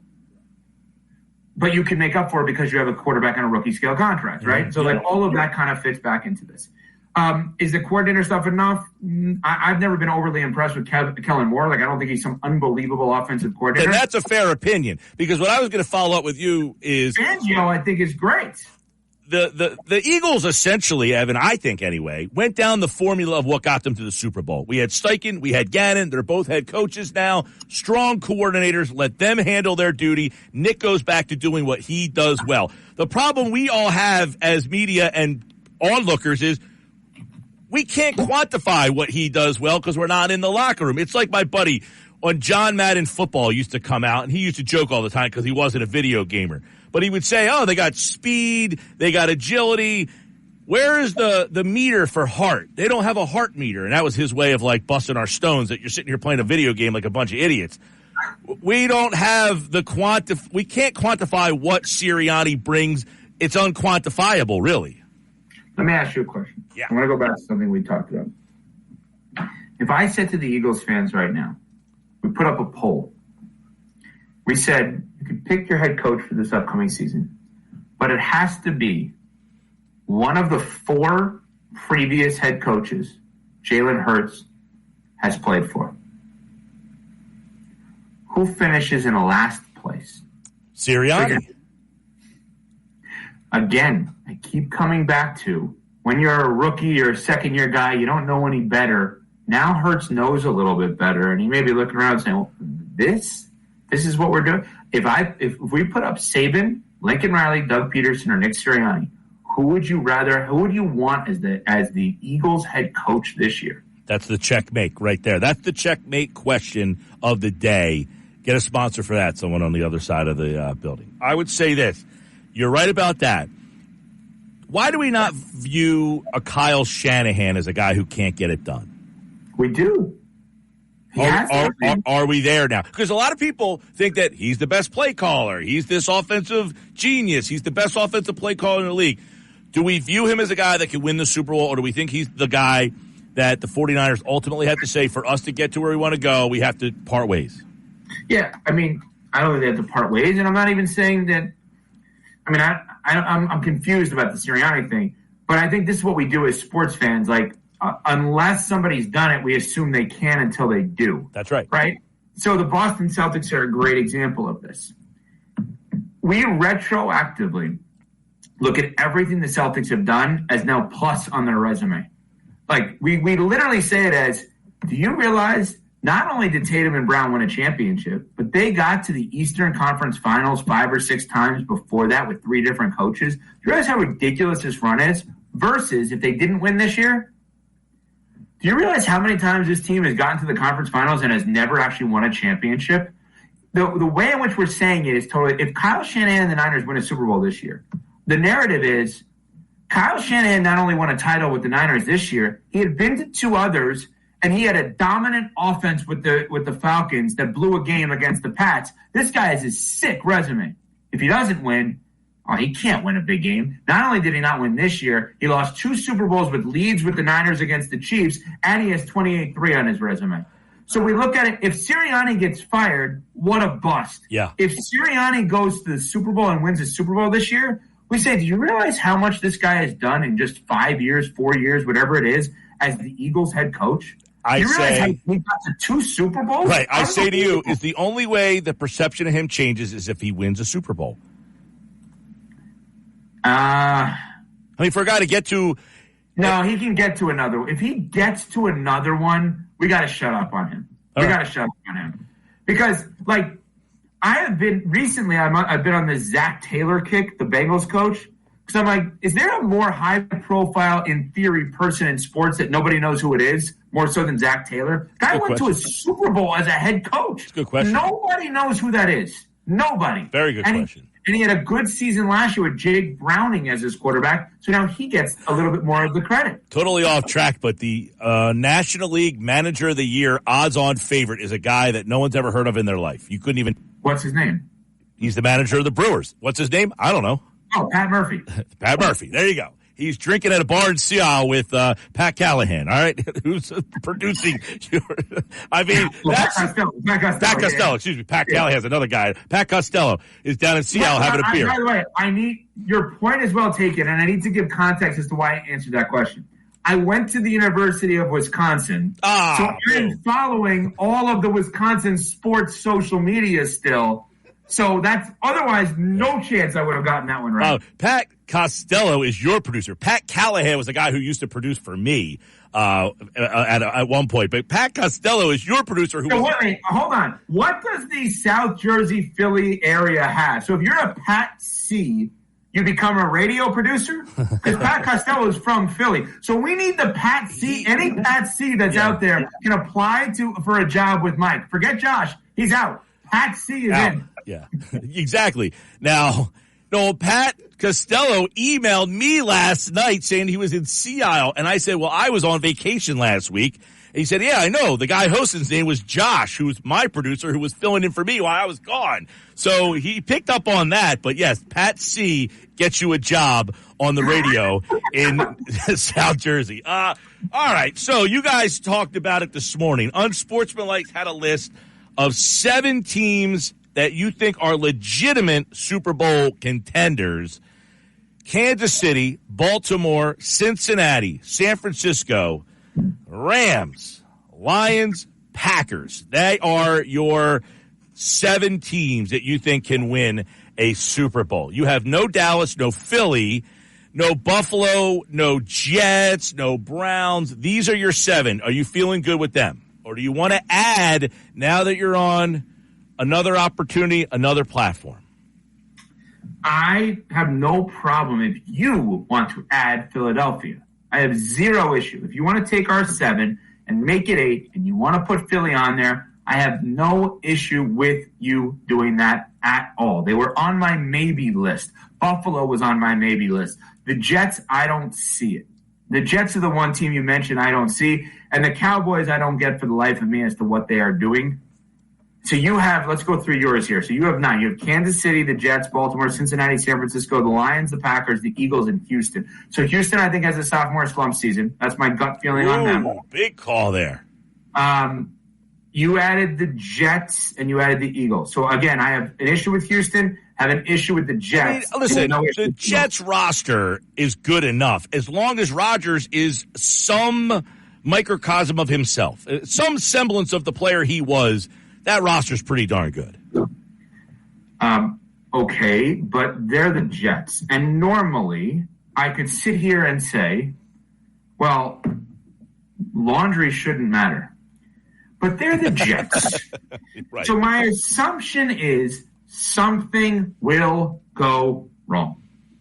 I just don't trust that everything is going to go right. That's a fair, but it could go wrong in the AFC Championship game. That's a fair point, Evan, but, it could go wrong. They could be 13-4 and make it to the AFC Championship game, and then they start to do their Jets thing. It's the Sports Bash, 97.3 ESPN. Evan Cohen from Unsportsmanlike, weekday morning 6 to 10, right here on 97.3 ESPN. We always appreciate Evan jumping on board, and we'll catch up with him again here on the Sports Bash. Thank you, Evan. And, of course, we are live over at Giuliano's here in Egg Harbor Township, celebrating 15 years of the Sports Bash. We've been on the air for 15 years, and every year of the 15, it seems like the Eagles have been a Super Bowl contender. Very few times have we entered the season with the Eagles not feeling like a Super Bowl contender. This year, we think they are. Good conversation with Evan Cohen. Hey, time is running out. I should tell you that. Key Acura of Atlantic City. That's my guy, Rocco. I've been driving around the 2024 MDX. If you've seen these MDX, they are awesome. And they are in stock, but they got to go. They're priced to move. They need the new ones to come in. You can drive off the lot with a 2024 MDX all-wheel drive technology package for just $499 a month for 36 months with $49.95 down. That's right. $499 a month, low mileage lease, current Acura owners.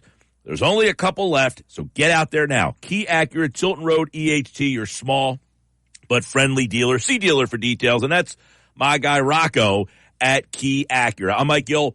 This is the Sports Bash. We are live over at Giuliano's with Bud Light, 350 Bud Light drafts, the rest of the show. Get out here. Philly's coming up tonight. We got all that for you here on the Sports Bash on 97.3 ESPN. We have the perfect. This is the story of the one. As head of maintenance at a concert hall, he knows the show must always go on. That's why he works behind the scenes, ensuring every light is working, the HVAC is humming, and his facility shines. With Grainger's supplies and solutions for every challenge he faces, plus 24/7 customer support, his venue never misses a beat. Call quickgrainger.com or just stop by. Grainger, for the ones who get it done. Traffic. You come with me. The Sports Bash with Mike Gill on 97.3 ESPN and the 97.3 ESPN free mobile app.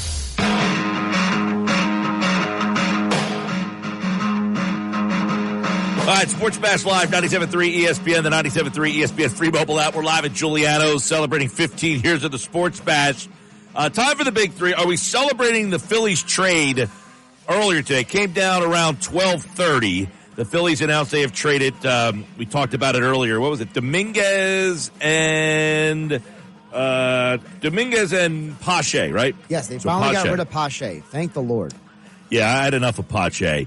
So it's Dominguez and Pache. We talked about it. Those two are out. Austin Hayes, who, by the way, was an all-star last year for the Orioles, hasn't been great this year. But what he is good at is against left-handed pitching. He is batting .328 this year. Yeah, right-handed bat, outfielder, started in the All-Star game, not started in the All-Star game, made the All-Star game last year. This year, 63 games, .255, 3 homers, not a lot of power, has not been a power guy, so he's not that power right-handed bat, but I imagine it'll be interesting to see how they play this now, and you know, we talked about it earlier with Lauber and McGarry. How do they play Austin Hayes? Is he the platoon guy, I guess, with Brandon Marsh? Brandon Marsh now. I mean, for those who don't know, or you didn't hear McGarry or Scott Lauber earlier today on the Sports Bash, the majority of Hayes' games have been played in left field. 374 games played in left field. So, now, yes, he can play the other outfield positions, but his primary position, Mike, has been left. So, if your theory going forward is Marsh and Hayes platoon in left, Rojas in center, Castellanos in right, my question at the top of the big three for you, Mike Gill, is that enough? It's a move, right? It's a move that at least gives them a guy who's a competent right-handed bat. Not a power bat, though. So I wonder, where does he hit in this lineup? I mean, is he kind of, if you're in the Marsh spot, are you hitting in the Marsh spot like 6, 7, 8 sometimes? I mean, I guess right now Castellanos is in the 7 spot. So we'll see where they kind of place him long-term in the lineup. I mean, my working theory is that he would be probably in that, 6, 7, 8 range, depending on who the other guys are. Like you said, he's not a power bat, but what he is a guy who is a good outfielder. He can make contact against left-handed pitching. And for the Phillies, that's really been one of the biggest flaws, in my opinion, Mike, in this lineup, is that you were looking to Weston Wilson and Christian Pache and Whit Merrifield, and all of them really were not legitimate guys to be platooning with Brandon Marsh. By the way, did you see Brandon Marsh visited Stone Harbor on the Phillies day off? Yeah, Fred's, right? Yeah, he went down to Fred's. You know Fred's. Yeah, the funny Fred story. Now, we're at Giuliano's right now. Giuliano's is a name that kind of stands out. Like, if you told me Giuliano's, like, there's only one choice. Exactly. So Fred's in Sea Isle, Fred's Tavern. Stone Harbor. Stone Harbor, right. Fred's Tavern in Stone Harbor, there's a Fred's liquor store, apparently. Correct. Is that in Sea Isle or is that Avalon? That's Avalon. Gotcha. So I walked into Fred's Tavern, and I was looking for this certain type of beer, and the guy was like, "Oh, you're looking for Fred's liquor store?" Or maybe, I don't know what it's called. Is it Fred's liquor store? I think so, yeah. So Fred's liquor or something like that. They had the beer at their liquor store, They did. but they didn't have it at the tavern. But unlike Giuliano's, there's more than one Fred's. But there's food at Fred's Tavern. That's correct. And Brandon Marsh was there. Good for Brandon Marsh. He When was this, yesterday? It was the Phillies day off, yeah. They're at home against Cleveland. By the way, you don't realize how big Brandon Marsh is until you see He's him like in 6'4". picture. He's 6'4". Like, so you see him with like these like everyday average people, and he's like towering over them. Or like the photo he took with Fletcher Cox and Jason Kelce, and you realize, holy Toledo, Batman, he's the same size as Jason Kelce. Yeah. Yeah, By the way, crazy. Yeah. So the trade, you get Hayes. 63 games. We talked about this a little earlier. He was the starting center fielder in the All-Star game. I forgot. So he was the starting center fielder in the All-Star game last year. Right. Last year he had 275, 16 homers. So he's not a big power guy. Just keep that in mind. He's not that power right-handed bat. The surprising thing for me, I guess, there's another domino to fall here now. Because Dominguez gets traded. He's an arm that, while he hasn't been consistently great for you, he's an arm that you have gone to a lot. 3.55 ERA. Man, there was a time where Dominguez was really good for that run they made in 2022. He was just so good.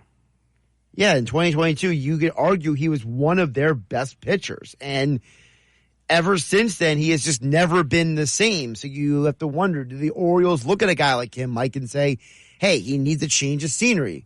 We also know the Orioles do need bullpen help. So for them, maybe they just look at Dominguez as a guy that can fill a need of depth. But for the Phillies, on the flip side, you have to be opening up a spot for something else coming. Like this cannot be the end all be all. We know Dave Dombrowski. He's playing chess while some people play checkers, right, Mike?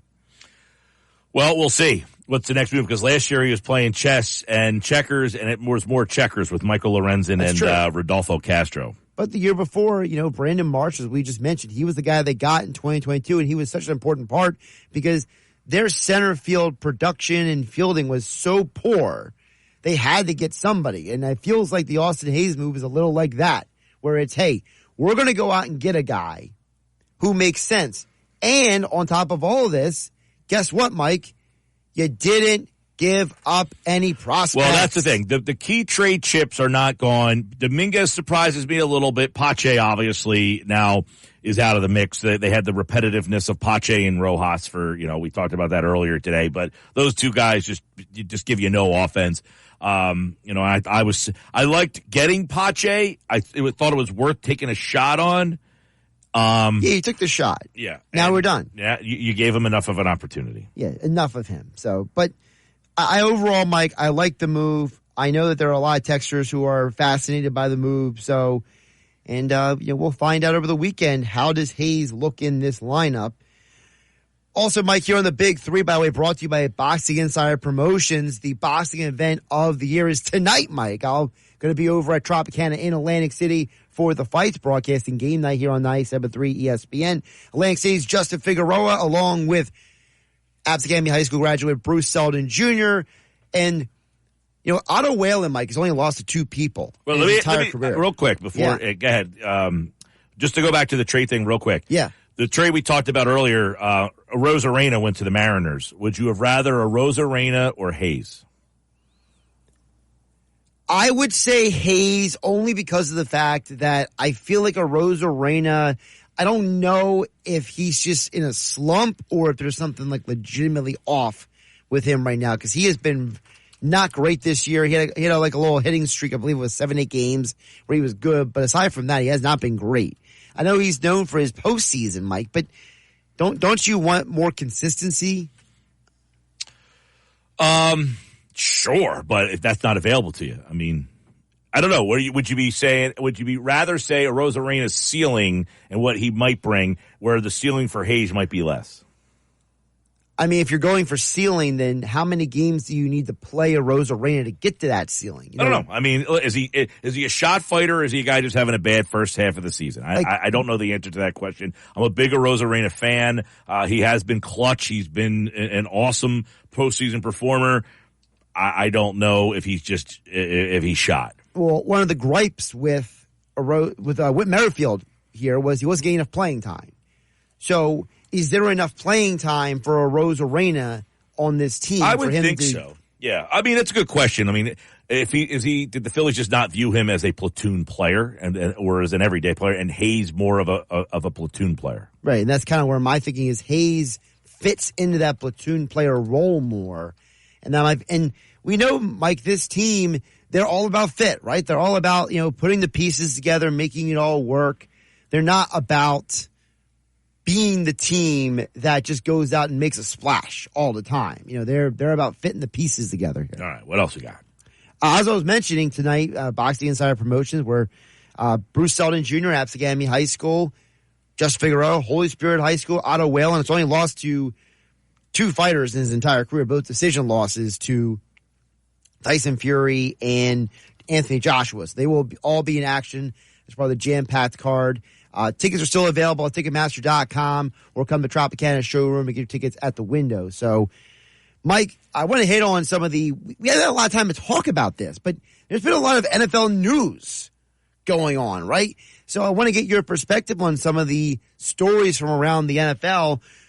Two of the teams in the NFC, Mike, who would be Eagles competitors, they both have holdouts going on. So let's start with your favorite team to rip on. How about them Dallas Cowboys, Mike? So Jerry Jones came out yesterday and said that the deals will get done. But he gave no timeline on anything, and he just said they will be Cowboys. Now, for those who don't know the whole story, Dak Prescott is in camp, but he's on the last year of his contract. CeeDee Lamb is holding out. CeeDee Lamb says, Mike, that he wants to be the highest paid non-quarterback in the NFL. Micah Parsons has also said he wants to be the highest paid non-quarterback in the NFL. So, Mike, give me your take on, you got not one, not two, but three Cowboys, you're in the big three, who are all looking for contracts. Well, the Prescott thing, that one is going to be the one that's interesting because Prescott now, this is like a volleyball net, right?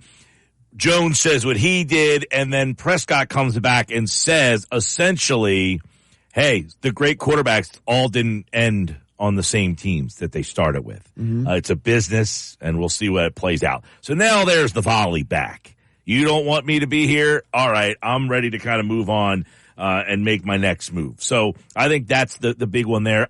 Ultimately, I think CeeDee Lamb will get paid. The Prescott thing, Jerry Jones, we want him to be here a long time, yada, yada, yada. But, all that stuff, it just adds to the cloud that's hanging over them this offseason.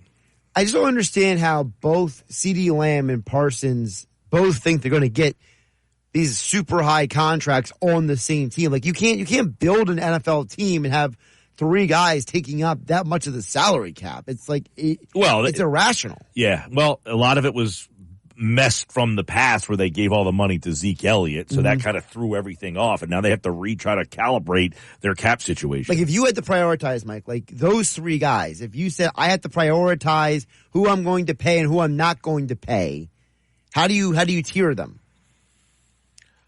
Good question. CeeDee Lamb probably, because he's the youngest. Mm-hmm.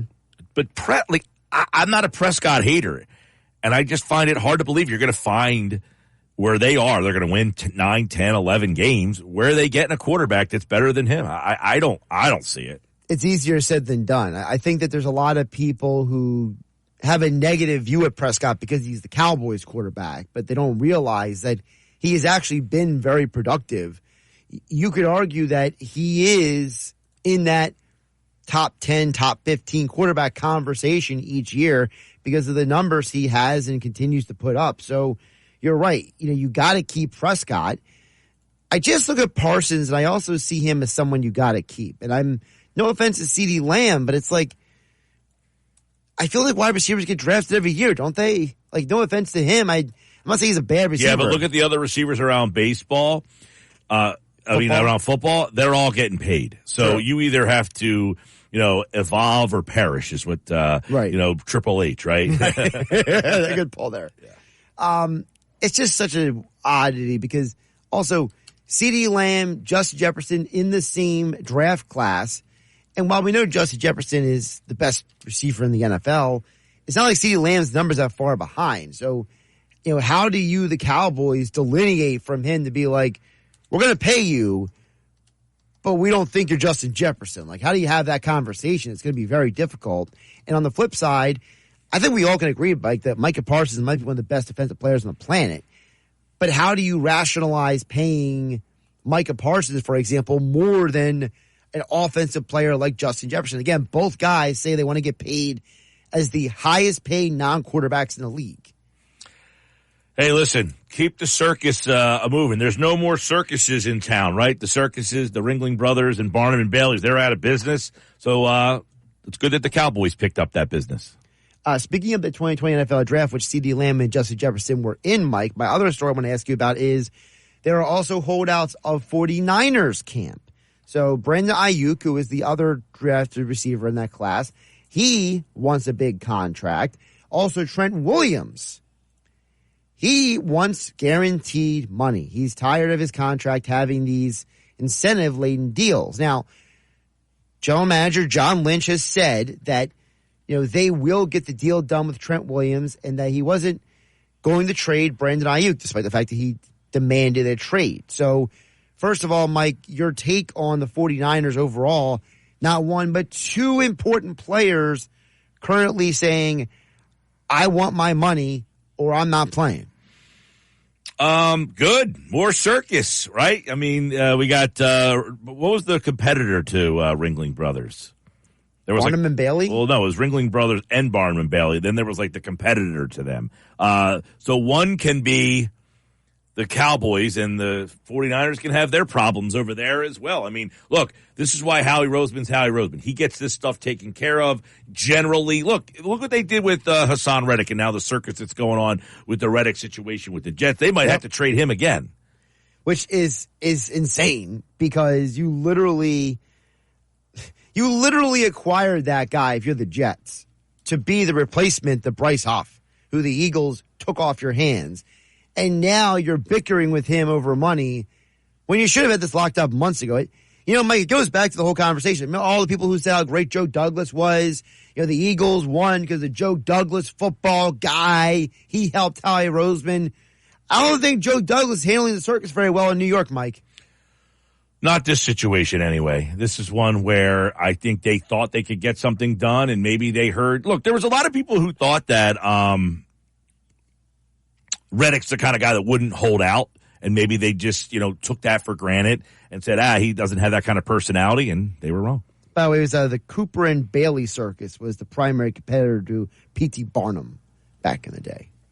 I thought there was another one, though, that, was more, wasn't there one that came to, Upper Township or something out there, that would come, and it wasn't like the Ringling Brothers that was, in arenas. It's, the one that goes to, fields, out in the field. Now you're digging a little too deep. Yeah. Well, somebody will text it in. I'm sure. 609-403-0973. The other part of the conversation is, Mike, Trent Williams has a very interesting argument. Because I don't know if you saw this, but a few days ago, the Browns restructured Amari Cooper's deal to give him extra guaranteed money. What did you say, the Cole brothers? Cooper and Bailey. This is the Cole brothers circus. Now, I'm looking at something that was from 2011. They came to the circus grounds at the mile marker 24 Route 9 in Seaville of Upper Township. I know exactly where that is. Yeah, the Cole Brothers Circus was there. They were the lesser of the circuses next to Ringling Brothers. Gotcha. Yeah. What was that, 2011 you said? Yep. Yeah. I went back to 1900. That's a bad job by me. Yeah, bad job. But Mike, I was asking you, so Amari Cooper got his deal restructured. And by the way, Howie Roseman disciple, Andrew Berry over there in Cleveland, basically gave him a fully guaranteed contract for this year and gave him a little extra money to show up to camp. You would think maybe some of these other teams would do something like that. Just be like, hey, look, here's the money you want for this year. Just come in the camp and be here. I continue to be amazed that other teams don't emulate the Eagles more. They pluck people from the Eagles organization, and that they don't emulate them. The only team that seems to do it is Cleveland. Well, Berry. Exactly. By the way, do you know Andrew Berry has a brother who still worked for the Eagles? Did not know that. Yeah. I was talking with Andy McNamara a couple weeks ago about that. We were like, how does that Thanksgiving dinner go this year after the Eagles and Browns play in October? Probably pretty good. Invite him over for some dinner. Yeah. All right, Mike, that's the big three for today. All right, there you go. Big three here on the Sports Bash on a happy hour Friday live. Yes, we are live at Giuliano's, right? We're out here for about another half an hour. Josh has got to get ready for the Tropicana show tonight over in Atlantic City. We got another about 15 minutes for you or so, a little bit less maybe. I don't know. I'm losing track of time because I'm having a lot of fun. Thanks to all the people who've been popping out here all day. Thanks to Giuliano's for hosting us, and Bud Light. The 350 Bud Light drafts have been popular throughout the day. It's a happy hour Friday. Phils, we told you about that trade, and we'll wrap up the show coming up next. This is the story of the one. As head of maintenance at a concert hall, he knows the show must always go on. That's why he works behind the scenes, ensuring every light is working, the HVAC is humming, and his facility shines. With Grainger's supplies and solutions for every challenge he faces, plus 24/7 customer support, his venue never misses a beat. Call quickgrainger.com or just stop by. Grainger, for the ones who get it done. Mike Gill. And I am the voice of the voiceless. On 97.3 ESPN and the 97.3 ESPN free mobile app. All right, getting ready to wrap up the show live at Giuliano's. Thanks to everybody who stopped by, said hello tonight. Thanks to Bud Light. A lot of fun today. A lot of fun. Saw a lot of great people. Looking forward to doing it again. Next Friday, Happy Hour Friday, we're going to be live at Charlie's in Summers Point. And we'll do it all again. Another Happy Hour Friday opportunity for you next week as well. We'll have Green Day, Smashing Pumpkins tickets. They were a hit. We'll also do 10 more qualifiers for 99 bottles. That's next Friday at Charlie's. But today, thanks to Giuliano's, Mike and the team here, awesome time. Had a lot of fun celebrating 15 years of the Sports Bash. Thanks to the people who end up stopping out. Phillies up tonight. Talked a little Phillies all throughout the day. Big series. This Guardians team's pretty good. Actually, they're very good. Pitching matchup for the Phils tonight, as we told you a little earlier today. Good pitching matchup tonight at Citizens Bank Park. The Phils are back at home. Christopher Sanchez threw 2 pitches in the All-Star game. That's the last time we saw him. Ben Lively, been very good this year for the Guardians. He'll get the call tonight for them. So it's a good pitching matchup, and it's a good matchup all weekend long.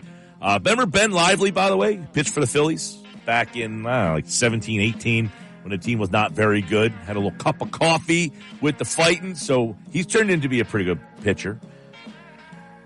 What else we got? Next week, by the way, we will have football. Thursday night, the Hall of Fame game on 97.3 ESPN. Once again, as we get out of here on this Happy Hour Friday. By the way, Happy Hour Friday, I did want to give a couple of Happy Hour Friday picks. I got to do that, right? By the way, the new trails they have here, Broken Heels, very good. But, and by the way, don't forget, Josh is over at Tropicana tonight for the boxing, the fights. Go check him out. If you're driving around, they got the fights tonight at Trop in Atlantic City. Check those things out. That's going to be a great night. A lot of local boxers on the card. I had a Happy Hour Friday pick for you guys. Oh, Hole in One, Myers Lighthouse Brewing down in Ocean View. Hole in One. Check that out. Really good. They got another one down there called Surf Report. I had those two last time. By the way, Myers Lighthouse is going to be hosting the Atlantic Shore World Series fundraiser next Saturday, August 3rd. That is from 5 to close. It's going to be a fun day.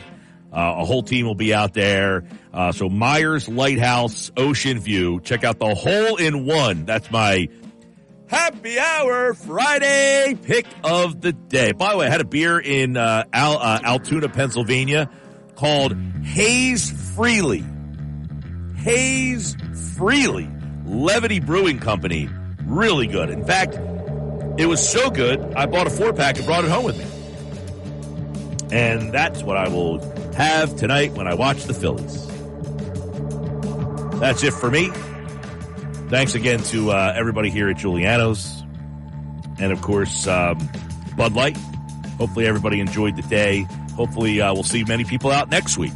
Don't forget, next week, Charlie's, Summers Point. We'll be there from 2 to 6 for Happy Hour Friday.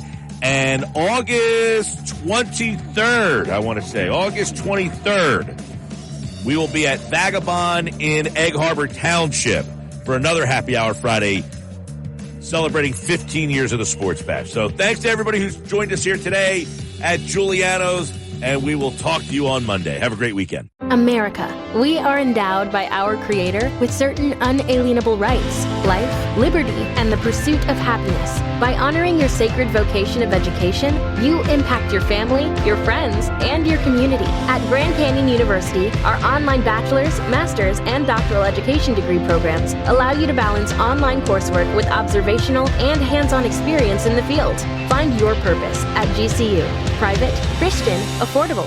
Visit gcu.edu.